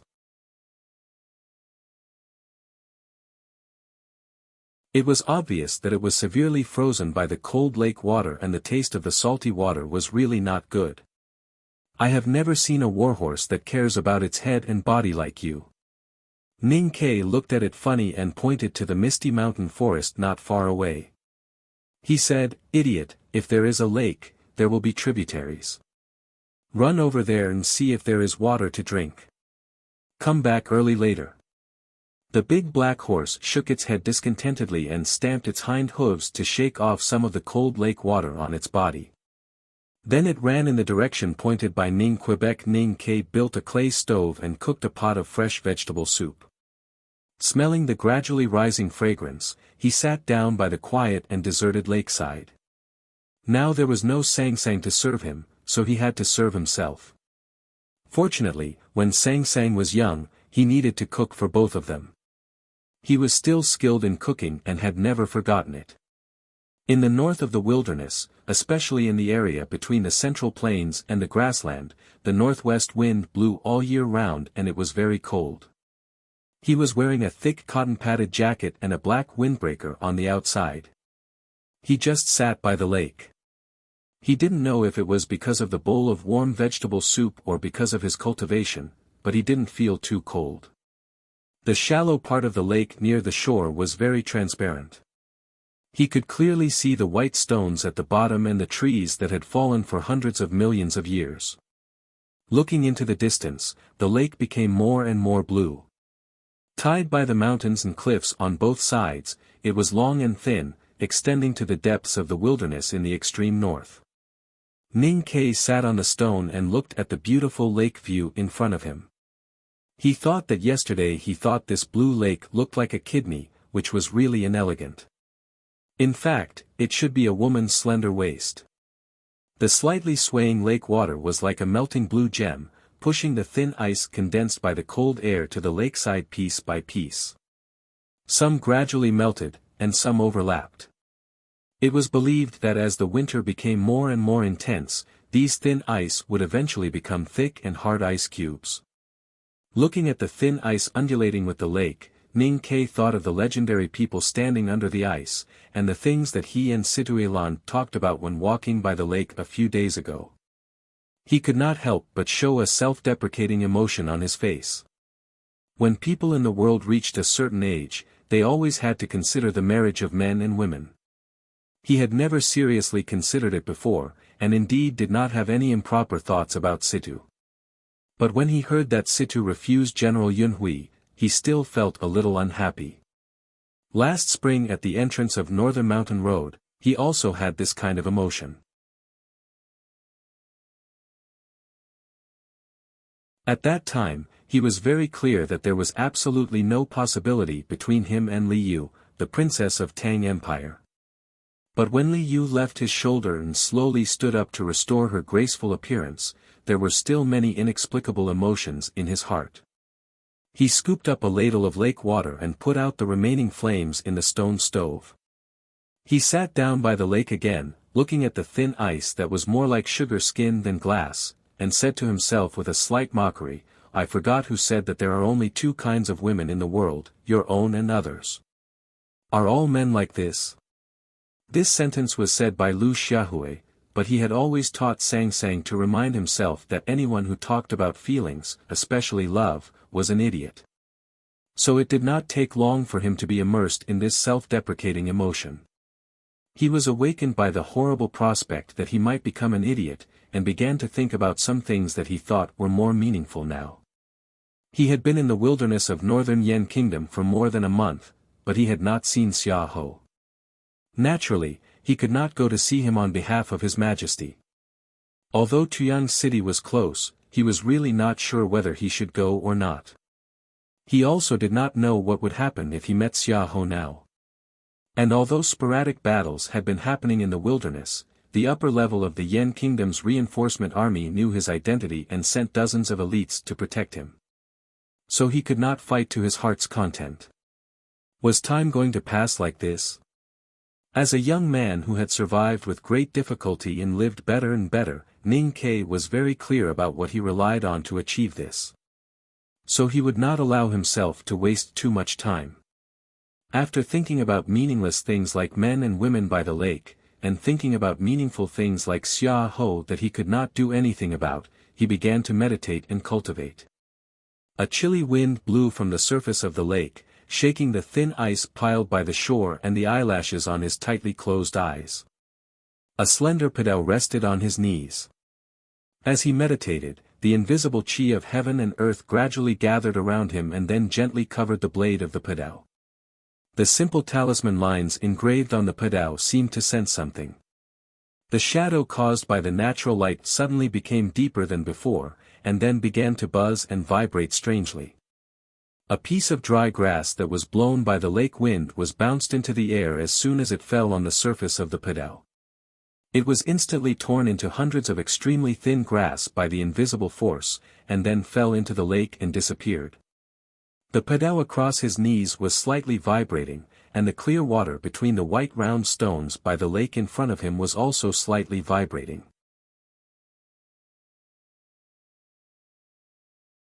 The seemingly fragile but actually soft and sticky thin ice gradually shattered and scattered aimlessly along the lake waves, reflecting the sky, as if there were dozens of the same firmament. The big black umbrella, tightly wrapped in coarse cloth, lay silently beside him. After a long time, Ning Ke finished meditating. Looking at the broken ice between the white round stones in front of him, he knew that he would not stay in the no-doubt state for too long and had begun to approach the see-through state. When he was enlightened on the Vermilion Bird Avenue, he quickly broke through the initial state and the perception state and directly entered the no-doubt state. Even he himself did not know how he did it. So now he had no knowledge about cultivation and breaking the realm. At this time, he vaguely felt that he was about to break the realm, but he did not know how to do it.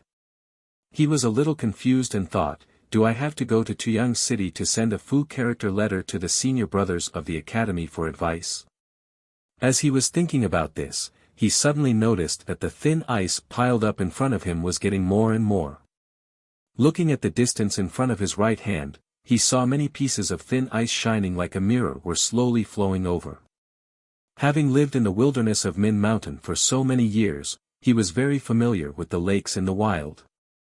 With just a few glances, he knew that there must be a hidden current in the lake, so that these thin ice could be pushed over. But this blue lake, which was as big as a beauty's waist, looked calm. Where did the hidden current come from? Knowing that no barbarians dared to come to this lakeside forest, there should not be any safety issues, he suddenly had the idea of exploring. He stood up, carried the heavy luggage, and moved upstream along the mirror-like thin ice. Going upstream, was there a beauty on the other side of the water? Walking along the lakeside for about a few miles, he could faintly see that there was a stream of water in front of him that was hitting the peaceful lake like a gem, creating countless beautiful small whirlpools.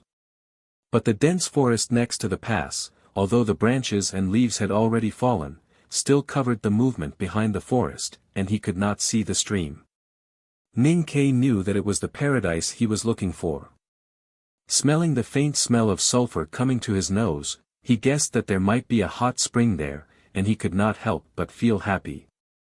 Suddenly, a touch of jade white reflected in his eyes, and then a touch of blue flashed, just like this lake. Ning Ke's eyes suddenly showed vigilance, not because of the deep blue reflected in his eyes, but because of other reasons. He pulled the bow and arrow like lightning, aimed at somewhere in the dense forest, and said in a low voice, "Come out."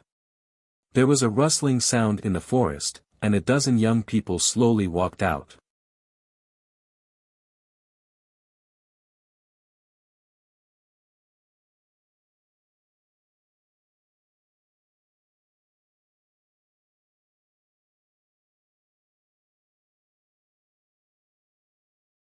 She said, "Except for the Tang merchants in the city, I haven't seen any Tangs from Chang'an City, so I'm a little curious." A woman in her 20s came forward and bowed to Ning Ke apologetically. She took out an identity document issued by the military ministry of Yan Kingdom and asked Ning Ke to take out his own identity document. After all, this was the wilderness, not far from the battlefield. He could not let his guard down just because of Ning Ke's words. He understood Ning Ke's cautiousness very well. He took off his backpack, took out the document issued by Tuyang City and handed it to Ning Quebec. After confirming that Ning Ke was a Tang, these disciples from the Great River Kingdom's Black Ink Garden suddenly became more relaxed. Those girls looked at him from afar and discussed curiously. The woman sincerely apologized and said, "I didn't know who you were and pointed at you with swords and arrows. It's really rude. Please forgive me." Girls in the Tang Kingdom were known for being straightforward and shrewd. Both Li Yu and Situelan had this kind of character. Ning Ke rarely saw such gentle girls.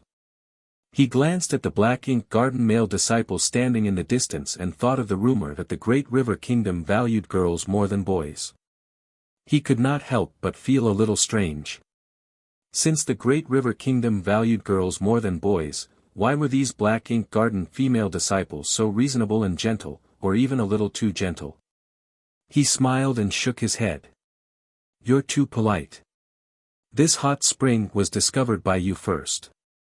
I'm the uninvited guest. If someone needs to apologize, it should be me."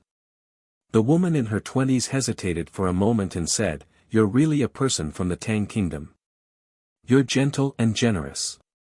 "I'm Zhuo Jihua, the third disciple of the Black Ink Garden. If you like this hot spring, why don't?" If it was an ordinary soldier of the Tang Kingdom, the third disciple of the Black Ink Garden would not be so gentle. But this place was not far from Dongsheng Stockade Village. The black gown worn by Ning Ke was a farewell gift from Mistress Jian of the House of Red Sleeves.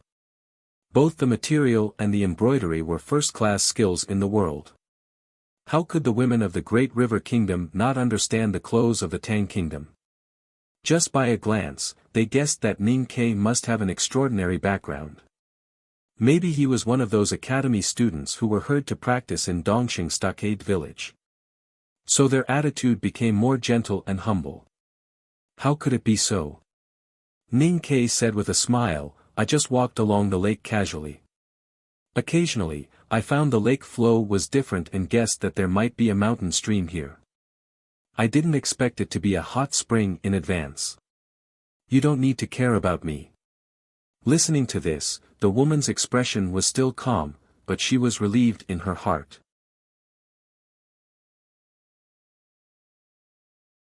With the respect of the Great River Kingdom to the Tang Kingdom, especially after guessing that Ning Ke might have an extraordinary background, she would probably leave with her junior sisters and brothers directly and give this hot spring to Ning Ke at other times.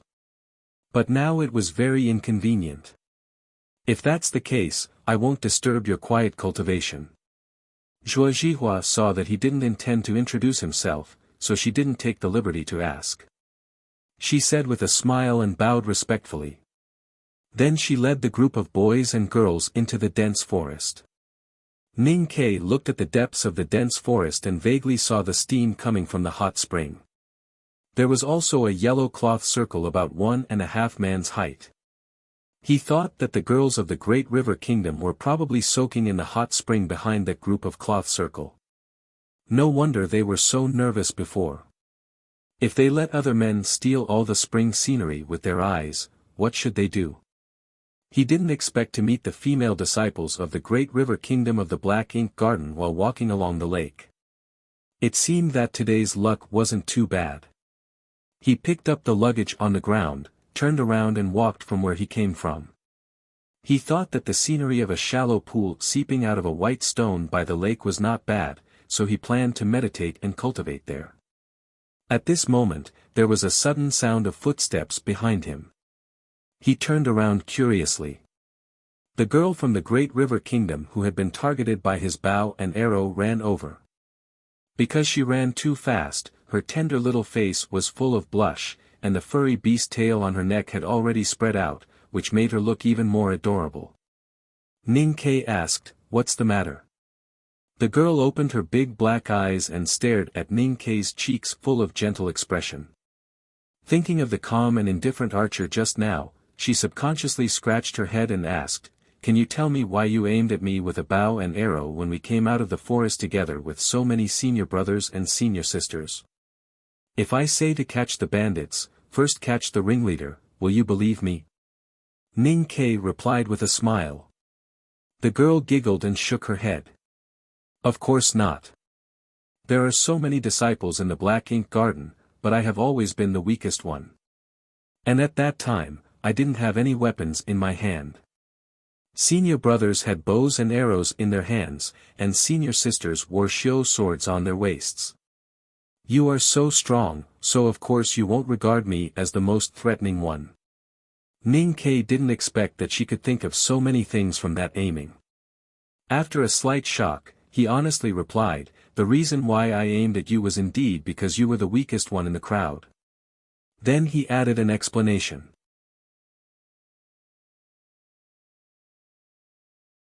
If you can't target the most important person among the enemies, then you should target the one who is the most vulnerable to attack. Then it will be easier to negotiate later. The girl looked at him curiously and asked, "If there was really a misunderstanding at that time, would you really shoot me?" There was no resentment, no anger, just pure curiosity. Ning Ke nodded. The girl's dark eyes revealed a surprised emotion. She said, "But will the Tangs also bully the weak? We Tangs are also ordinary people. There are good people and bad people." The girl was puzzled and asked, "But you are not a bad person." Looking at the cute girl who was like a cub, Ning Ke couldn't help but reach out and rub her head. He said with a smile, "There is no such thing as good people and bad people on the battlefield, only the dead and the living." After a pause, he looked at her slightly red and tender face. He didn't know if he was affected by those memories, but the smile on his face gradually disappeared. He said seriously, on the battlefield, either you kill the enemy or the enemy kills you. Little girl, if you don't want to die here, you must remember this. The girl nodded hard. You chased me just to ask these things? Ning Ke asked. Yes. The girl smiled like a blooming lotus and blushed slightly. I also want to tell you that my name is Cat Girl. After saying this, she turned around and ran in the direction of the hot spring mountain stream without looking back. Ning Ke looked at the girl's back and couldn't help laughing. He thought that the names of people from the Great River Kingdom were always very interesting, but he really didn't expect that there would be someone called Cat Girl. This name was really not good, but it was really a good match with the girl's curious eyes and fluffy cuteness. Not long after walking back along the lakeside, he saw a pool seeping out of the white stones on the low shore. The rock layer at the bottom of the clear pool was as clear as a book page. The scenery was good. After making sure that it was far enough and he wouldn't be misunderstood by those girls from the Great River Kingdom behind the yellow cloth, he untied his luggage and sat down. There was still a faint smell of sulfur in the air by the lake. Thinking that the mountain stream was actually a hot spring, and there was no way to drink it, he finally understood why neither the tribes in the wilderness nor the allied forces of the Yen Kingdom chose to camp near this place. The girls from the Great River Kingdom really loved to soak in hot springs as described in the novels. Looking back at the corner of the yellow cloth that was faintly visible in the distance, his right hand fell on the round stone and subconsciously grasped it. This action didn't have any obscene meaning, but he was just recalling the feeling when he rubbed Cat Girl's head.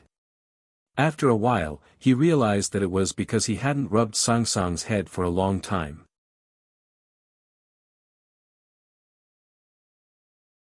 The scenery around the rock pool was quite beautiful, quiet and pleasant. More importantly, the qi of heaven and earth was abundant.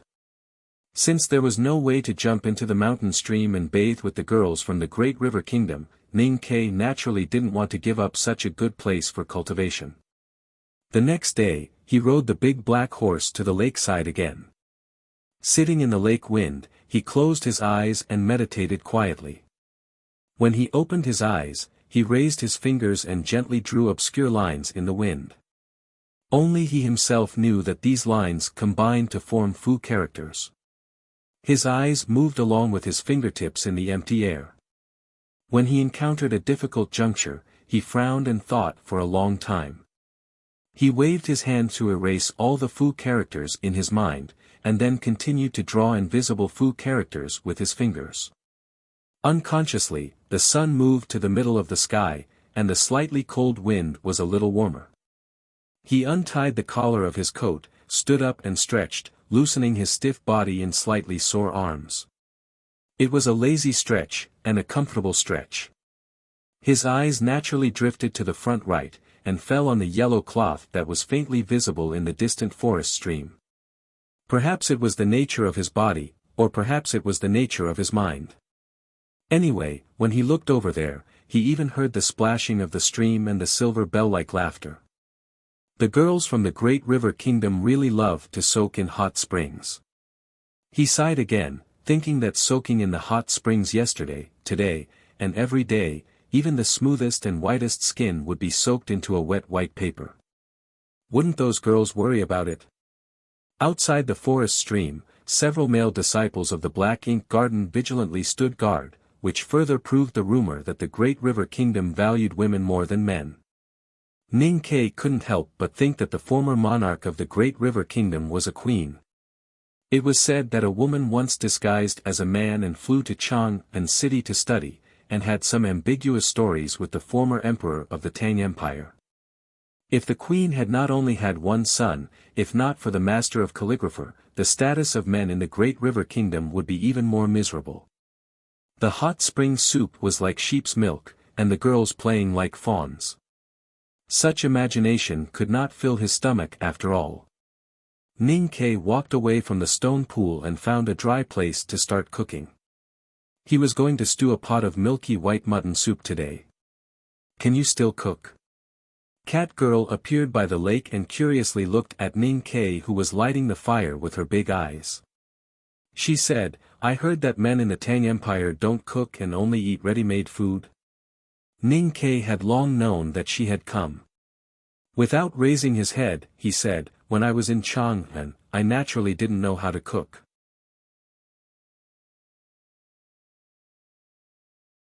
But in this wilderness, there is no other way but to cook by myself." Cat Girl clapped her hands and turned her dark eyes. She squatted beside him and bravely said, "Let me help." Ning Kai saw her face full of hope. Although he didn't trust the cooking skills of this girl from the Great River Kingdom, he still smiled and gave way to her. To his surprise, Cat Girl's cooking skills were extremely skillful at such a young age. It only took her a while to finish all the procedures. Then she washed her hands and waited for the final opening of the pot. Listening to the sound of the boiling soup in the pot and smelling the fragrance of the meat that had begun to overflow, Ning Kai looked at her in surprise. He increasingly didn't understand what kind of existence the women in the Great River Kingdom were. In a society that valued women more than men, how could they have such gentle temperament and skillful cooking skills? Ning Kai opened the lid and handed a bowl of soup to Cat Girl. Cat Girl smiled. The two sat by the lake in the cold wind and began to drink the slightly hot soup. Both their bodies and souls became warm. "Is the Great River Kingdom very warm?" "Yes." Cat Girl nodded. Looking at the thin ice on the lake, she shivered and said, "I didn't expect the Yen Kingdom to be so cold. The cotton-padded clothes I bought on the way in West Hill seem to be completely unable to withstand the wind. In a few days, when the real winter comes, or when you enter the real depths of the wilderness, you will know what a knife-like wind is. Speaking of which, you are so young. Why did you follow senior sisters to the front?" "I am 14 this year." Cat Girl opened her big eyes and looked at him in confusion. She asked, "Still young? Is 14 not young?" Cat Girl frowned slightly and pouted. She said, "You can get married at 14. How can you be young?" It seemed that the law of the Tang Empire stated that one could only get married at the age of 16. Ning Kai held the soup bowl and looked at the slowly rising hot mist on the lake. He thought that Sang Sang was also 14 this year. Could she get married in the Great River Kingdom? After drinking the mutton soup, Cat Girl quickly took off the furry collar around her neck, rolled up her sleeves, and washed the bowls, chopsticks, pots and pans, regardless of Ning Kai's objection. Looking at the busy little figure by the lake, Ning Kai naturally thought of Sang Sang again. In the more than a month after leaving Chang'an City, he rarely thought of the little handmaiden at home. However, after meeting Cat Girl, he thought of Sang Sang more and more often, not knowing whether it was because of their similar age and figure or other reasons. "A small gift to express my gratitude." When Cat Girl said goodbye, Ning Kai took out a box of snacks from his bag and handed it to her.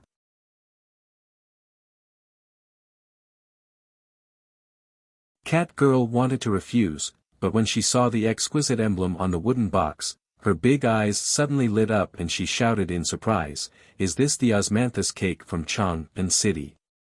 Furong store?" It seemed so. The pastries in Ning Kai's bag were all prepared by Mistress Jian, and the snacks prepared by Xiao Chao were undoubtedly Sang Sang's favorite. He vaguely remembered that it seemed to be the osmanthus cake from some store. "Furong store sells other pastries in the capital city, but we don't have osmanthus cake, because this osmanthus cake is made from the osmanthus outside the Daming Palace." Cat Girl was pleasantly surprised and held the box of pastries like holding a treasure. She took out a piece and carefully put it into her mouth to chew, with a very happy and intoxicated smile on her face. Looking at the smile on the little girl's face, Ning Kai was very happy. He remembered that when he brought back pastries for Sang Sang from the House of Red Sleeves last year, she seemed to smile like this. But why did he think of her again? "My love is on the mountainside. It's too high to find her. My love gave me osmanthus cake. What should I give her?" Knockout drug?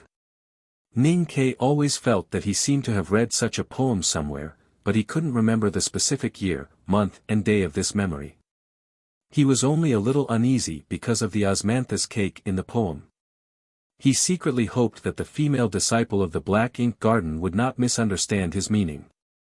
Although there were no pear blossoms on his head, he did not want to bully the tender flowers and grass. It turned out that he thought too much, or the disciples of the black ink garden had already planned to deal with this kind of thing. The next day after he gave the osmanthus cake, the female disciple named Zhuozhihua came with a big pot of stewed fish as a return gift. The stewed fish was really sweet and smooth, and the attitude of the girls of the Great River Kingdom was really gentle. There was nothing wrong with it, which really made people feel flattered. Ning Ke could not eat for free, so he took out a box of pastries from his bag as a return gift. The days gradually passed in the exchange of various stewed pots of the Great River Kingdom and various pastries from Chang and City. The coldness of the wilderness of the north of Yan Kingdom was getting deeper and deeper. Winter was officially coming. The thin ice on the lakeside gradually melted and condensed, becoming a whole piece like a mirror. Only the ice near the shore of the hot spring lake was still a piece of blue. Although they did not talk too much and did not even meet too many times, Ning Ke and the girls of the black ink garden of the Great River Kingdom had become familiar with each other.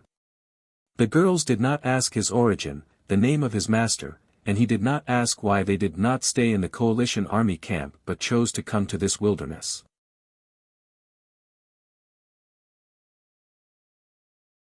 Winter was coming, and the coldness was getting stronger. The hot spring behind the yellow cloth fell along the steep cliff, forming a stream and pool. White steam filled the air, but it was still as warm as spring. Because the temperature inside the cloth was too high, Cat Girl only wore a small close-fitting underwear. She sat on the wet stone by the stream, kicking her 2 small feet and holding a few pastries in her hands, happily eating. The light underwear was stuck to the girl's still developing body by the humidity in the air, showing a few slightly bulging curves. She looked at the pool below the warm stream and shouted, "The last 2 pieces of osmanthus cake, you really don't want to eat?" Zhuozhihua walked to the stream, looked at the direction of the pool, and said with a smile, "Hill Master, have a try." The milky white mist filled the top of the pool, and only a vague figure could be seen. Suddenly a cold wind blew from the depths of the forest, passing through the cloth and blowing the hot mist on the surface of the pool, making it shake uneasily, and the sight became a little clearer. There was a rock sticking out of the water in the pool. A girl sat quietly on the rock, with her back to the stream bank.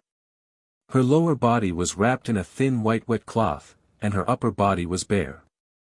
Her black hair fell like a waterfall on her naked back, and water drops slowly fell from the ends of her hair. "You guys eat."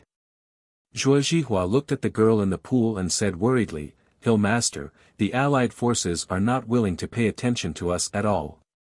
Whether it is the logistics or the camp, there are many difficulties. Are we going to stay here forever?" Cat Girl threw the wet hair on her shoulder to the back, walked to the edge of the pool and said angrily, "In my opinion, we might as well go to Dongxing Stockade Village. The general of the Tang Empire will definitely welcome us." Zhuozhihua rubbed her head and said helplessly, "Although the Great River Empire and the Tang Empire have been on good terms for generations, the disciples of Black Ink Garden came here under the edict of the Divine Hall. Your Majesty doesn't dare to offend the Divine Hall. And don't forget that Master is a visiting professor of the Divine Hall. If we leave the coalition army and go to the Tang camp, we will bring trouble to Master." Cat Girl rolled her dark eyes and said, "Senior sister, why don't we just tell them your identity? When I saw the flower addict, Lu Qinjia, entering the military camp with the Revelation Institute a few days ago, those fellows from the Yan Kingdom and the Yueluan Kingdom were so obedient and respectful. If they knew that you were here, they wouldn't dare to treat us so badly." After a moment of silence, the black-haired girl on the rock in the pond said softly, "There is no need to fight over such trivial matters." One day, Ning Ke came to the lakeside a little earlier than usual.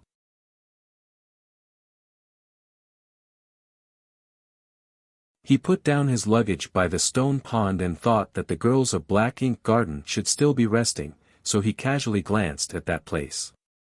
Then he saw a picturesque scenery. He saw a picturesque painting as beautiful as a scenery. In the dim morning light, a girl stood at the end of the slanting branches extending to the winter lake. The girl was dressed in a light white dress. Her black hair casually tied behind her back like a waterfall. Her bare feet stepped on the thin branches. As the cold wind blew over the lake, the branches swayed up and down gently. Her body also swayed slightly with it. She looked extremely comfortable, as if what came to her face was not the winter wind of the wilderness, but a warm spring breeze. Ning Ke looked at her quietly and did not make a sound. He subconsciously did not want to destroy this picture. The girl in white standing at the end of the slanting branches seemed to sense his gaze. She gently waved her white sleeves and disappeared behind the yellow cloth in an instant. Only the thin branches were still swaying gently in the lake wind. Ning Ke looked at the slightly trembling branches and slowly raised his eyebrows. He did not see her face clearly. He only remembered the blue ribbon tied around the waist of her white dress when she left like a ghost. A touch of white dress, like the clouds on the lake. A touch of blue, like the water in the lake. I think it will be interesting to look back at this chapter a year later. I will try my best to satisfy myself. Good night everyone. To be continued. If you like this work, please come to Chidian.com to vote for me. Your support is my greatest motivation.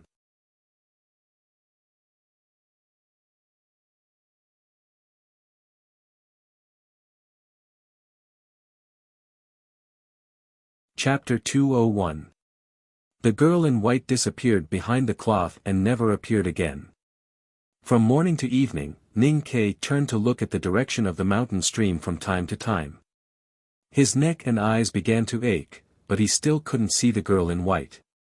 He secretly guessed the identity of the girl, but could only be sure that she was a female disciple of the Black Ink Garden in the Great River Kingdom. He couldn't think of anything else, so he had to resentfully pack up and return to Dongsheng Stockade Village. During the time when winter began to cover the wilderness, the situation in the north of Yan Kingdom quietly but clearly changed. The sporadic battles between the Central Plains Coalition Army and the Left King's Palace led to hundreds of cavalry corpses in the wilderness, and also prevented any trade between the two sides. Both sides' determination and bargaining chips had been seen clearly, so the Chanyu of the Left King's Palace unexpectedly sent a messenger to convey his idea of peace to the Central Plains people. As Ning Ke analyzed, neither the West Hill Divine Palace nor Chang'an City regarded the Left King's Palace as their real enemy, and the Left King's Palace was not so weak that they would be defeated in one blow. Although the barbarian cavalry wandering in the winter grass suffered a great loss from the wilderness people returning to the south, it didn't mean that they were really afraid of the Central Plains people, especially the army of Yan Kingdom on the eastern front. Therefore, after some superficial reprimand and discussion, the Central Plains Coalition Army agreed to the Left King's Chanyu's request for peace. Since the beginning of the negotiation, of course, there must be someone who was responsible for unifying the thinking and leading the negotiation process. General Xiahou naturally couldn't leave Tuyang City to the wilderness to negotiate in person, and the Tang Empire would not allow the West Hill Divine Palace to preside over this matter. After several arguments, the final decision was that everyone should go. The tentative attack and defense in the wilderness had nothing to do with Ning Ke, and the upcoming negotiation had nothing to do with him. Although the upper level of the Yan army knew that his background was terrible, after all, he didn't have any military identity. In fact, with his current status, there was no harm in representing the Tang army to negotiate. But the counselors in the general's mansion in Tuyang City, just like in the past 2 months, did not dare to let him take the risk in the wilderness. The north wind whistled outside the window, and the room was hot. Ning Ke was focused on reading by the dim light at the table. The captain glanced at him and said, 3 days ago, someone from Tuyang City disguised as a caravan and left the city. Their direction should be the wilderness. Although the peace talks are about to start, the ban on commerce has not been lifted.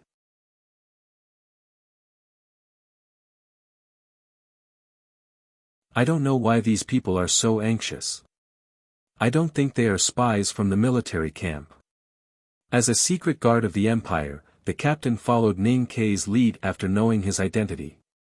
Logically speaking, a secret guard could only report what he knew and not make any guesses. However, thinking of the strange caravan in Tuyang City, he could not hold back and said tentatively, "I heard that General Xiahou is a visiting professor of the West Hill Divine Palace. You don't have to sound me out like a woman here. I don't know what His Majesty wants to do. You don't have to know what I'm going to do in the wilderness of the north of Yan Kingdom under His Majesty's secret order." Ning Kei put down the scroll in his hand, looked at him, shook his head and said, "The whole world knows that General Xiahou is a visiting professor of the West Hill Divine Palace, but so what? Lu Bai, the Sage of Sword, is also a visiting professor of the Divine Hall. My teacher is the great divine priest of the Divine Hall.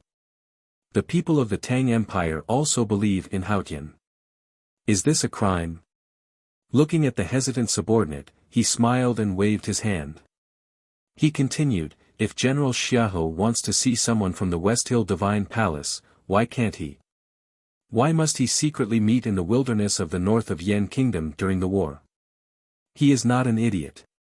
Don't think too much. Just continue to help me look after Tuyang City." The captain took the order and left. Ning Kei looked at the weak flame of the oil lamp on the table and slowly frowned. As he said before, the Tangs respected Haotian. However, everyone knew that the Empire and the Divine Hall were two sides of the same coin. Otherwise, why would the South School of Haotian appear? As a general of the Empire, Xiahou was a visiting professor of the West Hill Divine Palace. Why did His Majesty tolerate him so much? Why did His Majesty suddenly not trust Xiahou after so many years? If Xiahou really colluded with the West Hill Divine Palace secretly and tried to harm the Empire, what could he do? The most important thing was, what could the Divine Hall give him?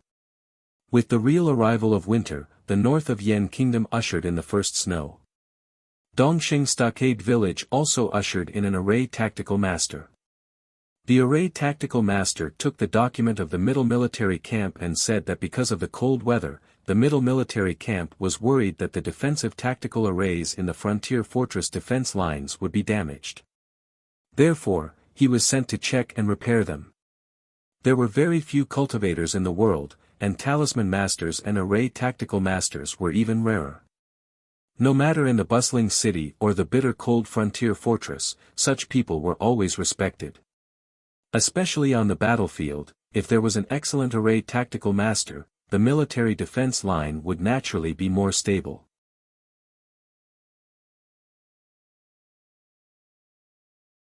Therefore, the arrival of this array tactical master was warmly welcomed by the generals and ordinary soldiers. The general of Dongxing Stockade Village eagerly welcomed this array tactical master into the tent. He was ready to slaughter sheep and cook cattle to entertain him. Unexpectedly, the array tactical master waved his hand to send away the soldiers who served him. Looking around and no one was around, he asked seriously, "Is Mr. 13 here?" The jet-black waist token seemed to reflect no light. It was dull and dark but not dirty. It was more like a piece of black jade that had been soaked in the ink lake of the great river kingdom for thousands of miles. The two waist tokens slowly approached each other. When they were only a little bit apart, they seemed to be attracted by some kind of suction and automatically stuck together. Those seemingly inconspicuous but actually wonderful secret talismans on them were perfectly wedged together. Ning Kei looked at the waist tokens that were put together and curiously said, "It turns out that there is such a use. The waist tokens of the Imperial Center Administration are all specially made. Even the West Hill Divine Palace is difficult to forge. Therefore, as long as you see the waist token, you can confirm the identity of the holder." The array tactical master from the middle military camp explained a few words to Ning Quebec. Then he stood up and made a deep bow, saying respectfully, Chu Xianga, the Array Tactical Master of the Imperial Center Administration, greets your excellency. Ning Ke looked at the Array Tactical Master's gray hair and did not want to accept the bow. He quickly helped him up and said, I am just a non-staff member of the Imperial Center Administration. I am not a lord. The Array Tactical Master looked at the jet-black waist token in his hand. His eyes were full of sighs and smiles. He explained, Your Excellency, your waist token is not something that a non-staff member can hold in his hand. This waist token has extremely high authority. Except for the Master of Nation and the Chief Officer of the Imperial Center Administration, even the Wayfarer of the South School can't command you. Ning Ke took back the waist token and held it in the air for a long time. However, he did not see anything special about it. He thought that when he entered the palace that day, when His Majesty finally gave him this waist token, he was quite dissatisfied. If this waist token was really as powerful as this person said, he seemed to have wronged His Majesty. Even if we don't talk about the official position of the Imperial Center Administration, I am the 34th generation disciple of the South School of Haotian. You are the successor of Master Yen Sei. According to seniority, you are my grandmaster. Could it be that you want me to kneel down and kowtow to you? Ning Ke smiled and waved his hand. He said, I know that I have a high seniority, but I didn't expect it to be so high.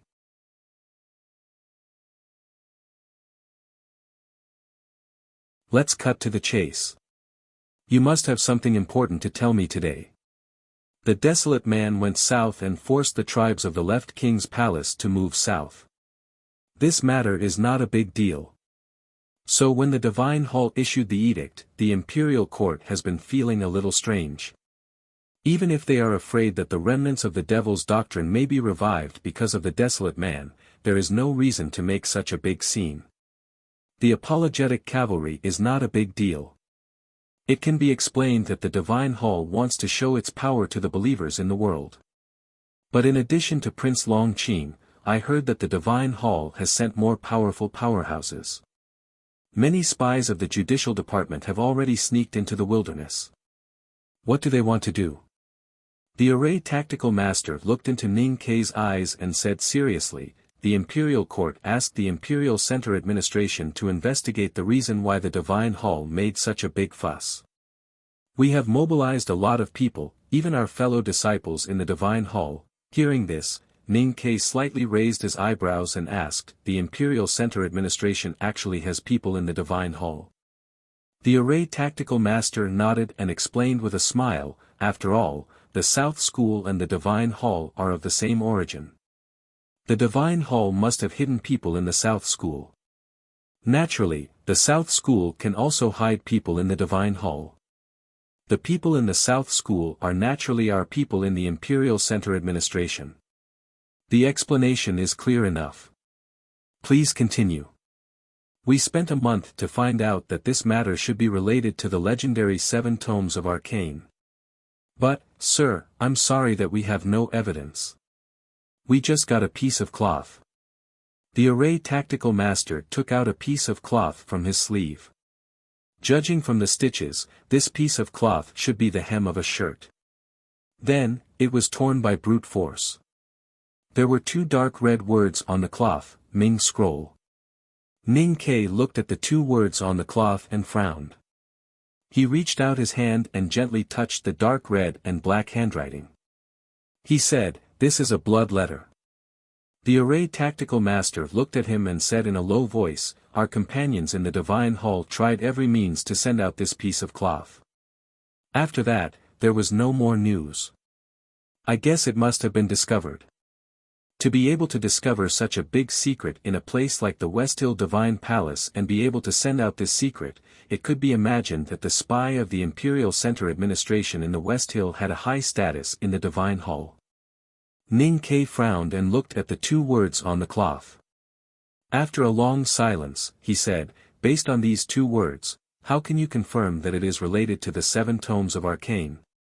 If it is not, then isn't it a pity that he died?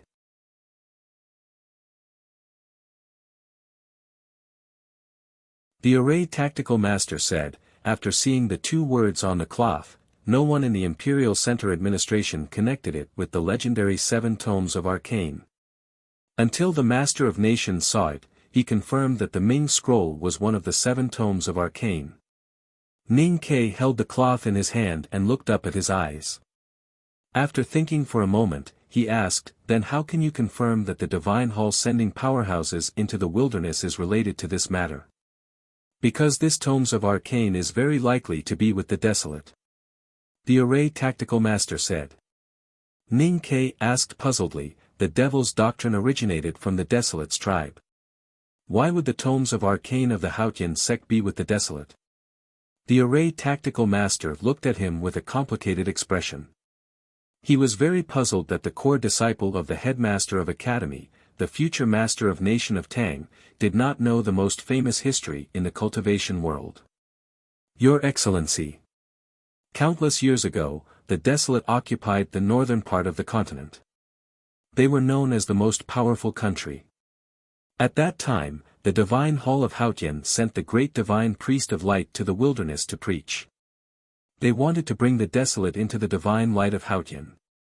However, no one could have thought that the great divine priest of light, who had exquisite doctrine and high prestige, would enter a different path in the process of preaching to the desolate.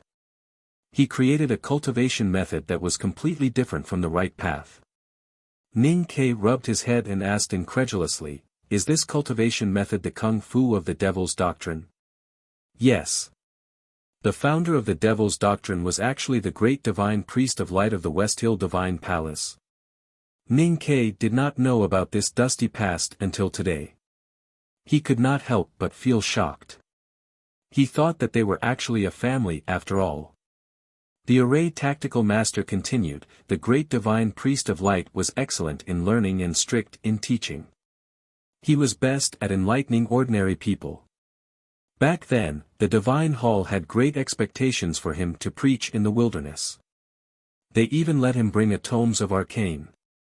When he founded the Devil's Doctrine and became the enemy of the Divine Hall, this tomes of arcane was naturally left in the wilderness and never appeared in the Central Plains again. Decades ago, the sects of the Devil's Doctrine hidden in the Central Plains were all wiped out by the right path of the Central Plains. Even the mysterious front gate of the Devil's Doctrine was said to have been chopped into ruins by a senior sublime being with a single sword. However, no one has found the tomes of arcane. Breaking into the mountain with a single sword and chopping the front gate of the Devil's Doctrine into ruins.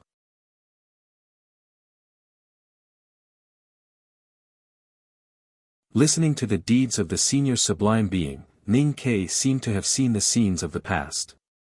He was excited and his skin was slightly numb.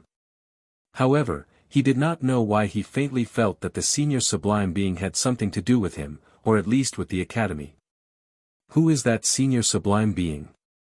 I don't know. Since even the front gate of the Devil's Doctrine does not have the tomes of arcane, then there is only one possibility. It has been taken to the cold region of the far north by the desolate as early as 1,000 years ago. The cold region of the far north is bitterly cold and far away. Moreover, the desolate are very strong. Even the grand cultivators of the knowing destiny state dare not set foot there. Therefore, this guess has always been a guess. However, now that the desolate have moved south from the cold region of the far north, the Divine Hall will certainly find the tomes of arcane. Hearing this, Ning Ke finally understood why the imperial court made such a judgment about the intention of the Divine Hall. He also believed that the West Hill Divine Palace would not hesitate to start a bloody war in order to get the tomes of arcane that had been lost for thousands of years. They would not hesitate to let thousands of people bleed in sacrifice. They would even not hesitate to let Prince Longqing and even more important people take risks. From the emperor to the peddlers, everyone in the world knew that the 7 volumes of the tomes of arcane were the most sacred classics of Haotian Taoism. However, almost no one knew what the 7 volumes of the tomes of arcane were or what was recorded in them. There were many legends about the 7 volumes of the tomes of arcane. Some said that the tomes of arcane recorded the will of Haotian to the human world. Some said that the tomes of arcane recorded the prophecies of the world. Some said that the tomes of arcane itself was a supreme instrument that condensed the power of heaven and earth. There were also rumors that mortals could cultivate by just looking at the tomes of arcane, cultivators could break through the realm by just looking at the tomes of arcane, ghosts in the underworld could be purified and reborn by just looking at the tomes of arcane, and saints could become immortals by just looking at the tomes of arcane. Ning Ke had heard of these legends. However, at that time, his life was too far away from the 7 volumes of the tomes of arcane. He did not care at all and even somewhat did not believe in the existence of the tomes of arcane.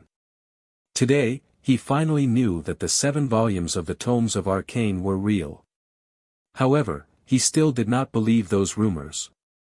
He felt that the 7 volumes of the tomes of arcane were more likely to be the secret of Hautian Taoism, some kind of earth-shattering unique cultivation method. At this time, he did not know that his name had appeared in the first volume of the tomes of arcane.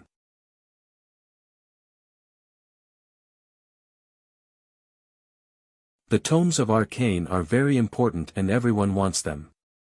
However, what does this have to do with me? After all, he was a disciple of the 2nd floor of the academy. Although his state was still too weak, he was more or less tainted with the obsession and pride of his senior brothers and senior sisters at the back of the mountain.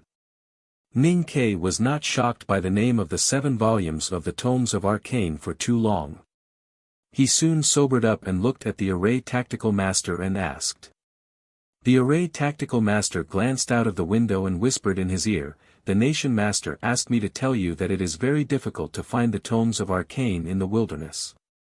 Ordinary cultivators have no power in front of the divine hall. After all, he and Master Yen Sei are the great divine priests of the divine hall, so it is not convenient for them to do anything. However, you happen to be in the north of Yen Kingdom, so this matter falls on my head?" Ning Ke stared at him and asked. "Exactly. Even this corner of the cloth with the bloody words written on it was personally ordered by the nation master. He specially sent someone to bring it from Chang and for you to see." Ning Ke stared at the snowflakes floating outside the window and was silent for a long time. Suddenly, he asked, "What does the tomes of arcane look like?" The array tactical master replied respectfully, "I don't know." Ning Ke's eyes fell on his face and continued to ask, "How big or small?" The array tactical master answered honestly, "I don't know." Ning Ke's eyebrows twitched slightly. He forcibly suppressed his emotions and asked again, "Which volume did the divine hall lose?" The array tactical master shook his head and said, "I still don't know." Then he pointed to the corner of the cloth in Ning Ke's hand and said, "It should be the Ming volume." Ning Ke held the corner of the cloth and looked at it. He frowned and asked, "Ming volume, which volume is it?" The array tactical master coughed and looked at him carefully and said, "I told you before, but I don't know." Ning Ke said angrily, "If you don't know anything, how can I find it?" The array tactical master looked at him innocently and said slowly, "I heard that even the divine hall is not qualified to worship the 7 volumes of the tomes of arcane. The tomes of arcane come from the unknown place. How can an ordinary person like me know?" Ning Ke's frown deepened when he heard the words, "unknown place." He thought of the fact that Chen Pipi had already revealed half of his chubby face and the occasional words he heard in the academy. He felt that this matter was really troublesome. "Sir, you are the future nation master of the Tang Empire and the core disciple of the headmaster of the academy. You cultivate in the back mountain of the academy every day and know much more than me. You should know better than me what the tomes of arcane look like." Ning Ke was stunned.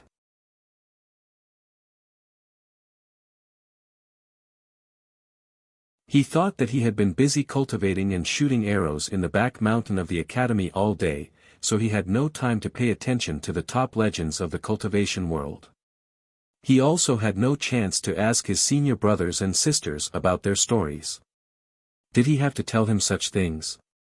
After the array tactical master left, Ning Ke sat by the window and looked at the wind and snow coming from the wilderness. He thought for a long time. It was not until today that he realized that he had underestimated himself after entering the second floor of the academy. He did not expect that even the legendary items like the 7 volumes of the Tomes of Arcane had begun to have a connection with him. If he had known, he would have used the crab porridge to lure Pippi to tell him about his past and ask about the secrets of the unknown place and the 7 volumes of the Tomes of Arcane. Suddenly, he remembered that the general's mansion of Tuyang City had sent people disguised as a caravan to enter the wilderness. He slowly frowned. Could it be that Xiaohu also wanted to get the volume of the Tomes of Arcane that had been lost for thousands of years? If so, it seemed that no matter how difficult it would be, he had to plan well after entering the wilderness. Last night, I inexplicably caught a cold and rhinitis. Today, I was in a daze and worked very hard to write. Then, in the afternoon, I found out that 72 was sick. His illness is much more troublesome than mine. I became another poor person after the white bird. My heart could not help but feel heavy. I wish everyone good health and happiness for the whole family. I will not rest tomorrow, but I don't know how much I can write. Just try your best. Today's recommendation votes are very fierce. I am very gratified. It is this gratification that forced me not to lie on the bed like a corpse. Please continue to vote for me. Thank you. To be continued. If you like this work, you are welcome to come to Chidian.com to vote for me. Your support is my biggest motivation. You're tuning into the Han Li's Wuxia Adventures YouTube channel. We're so grateful for your support, and don't forget to subscribe to join us on this incredible journey through captivating stories. Your generosity through donations truly makes a world of difference, as it's the primary source of revenue that allows me to expand and enhance this channel for you. Thank you from the bottom of my heart for being a part of this adventure.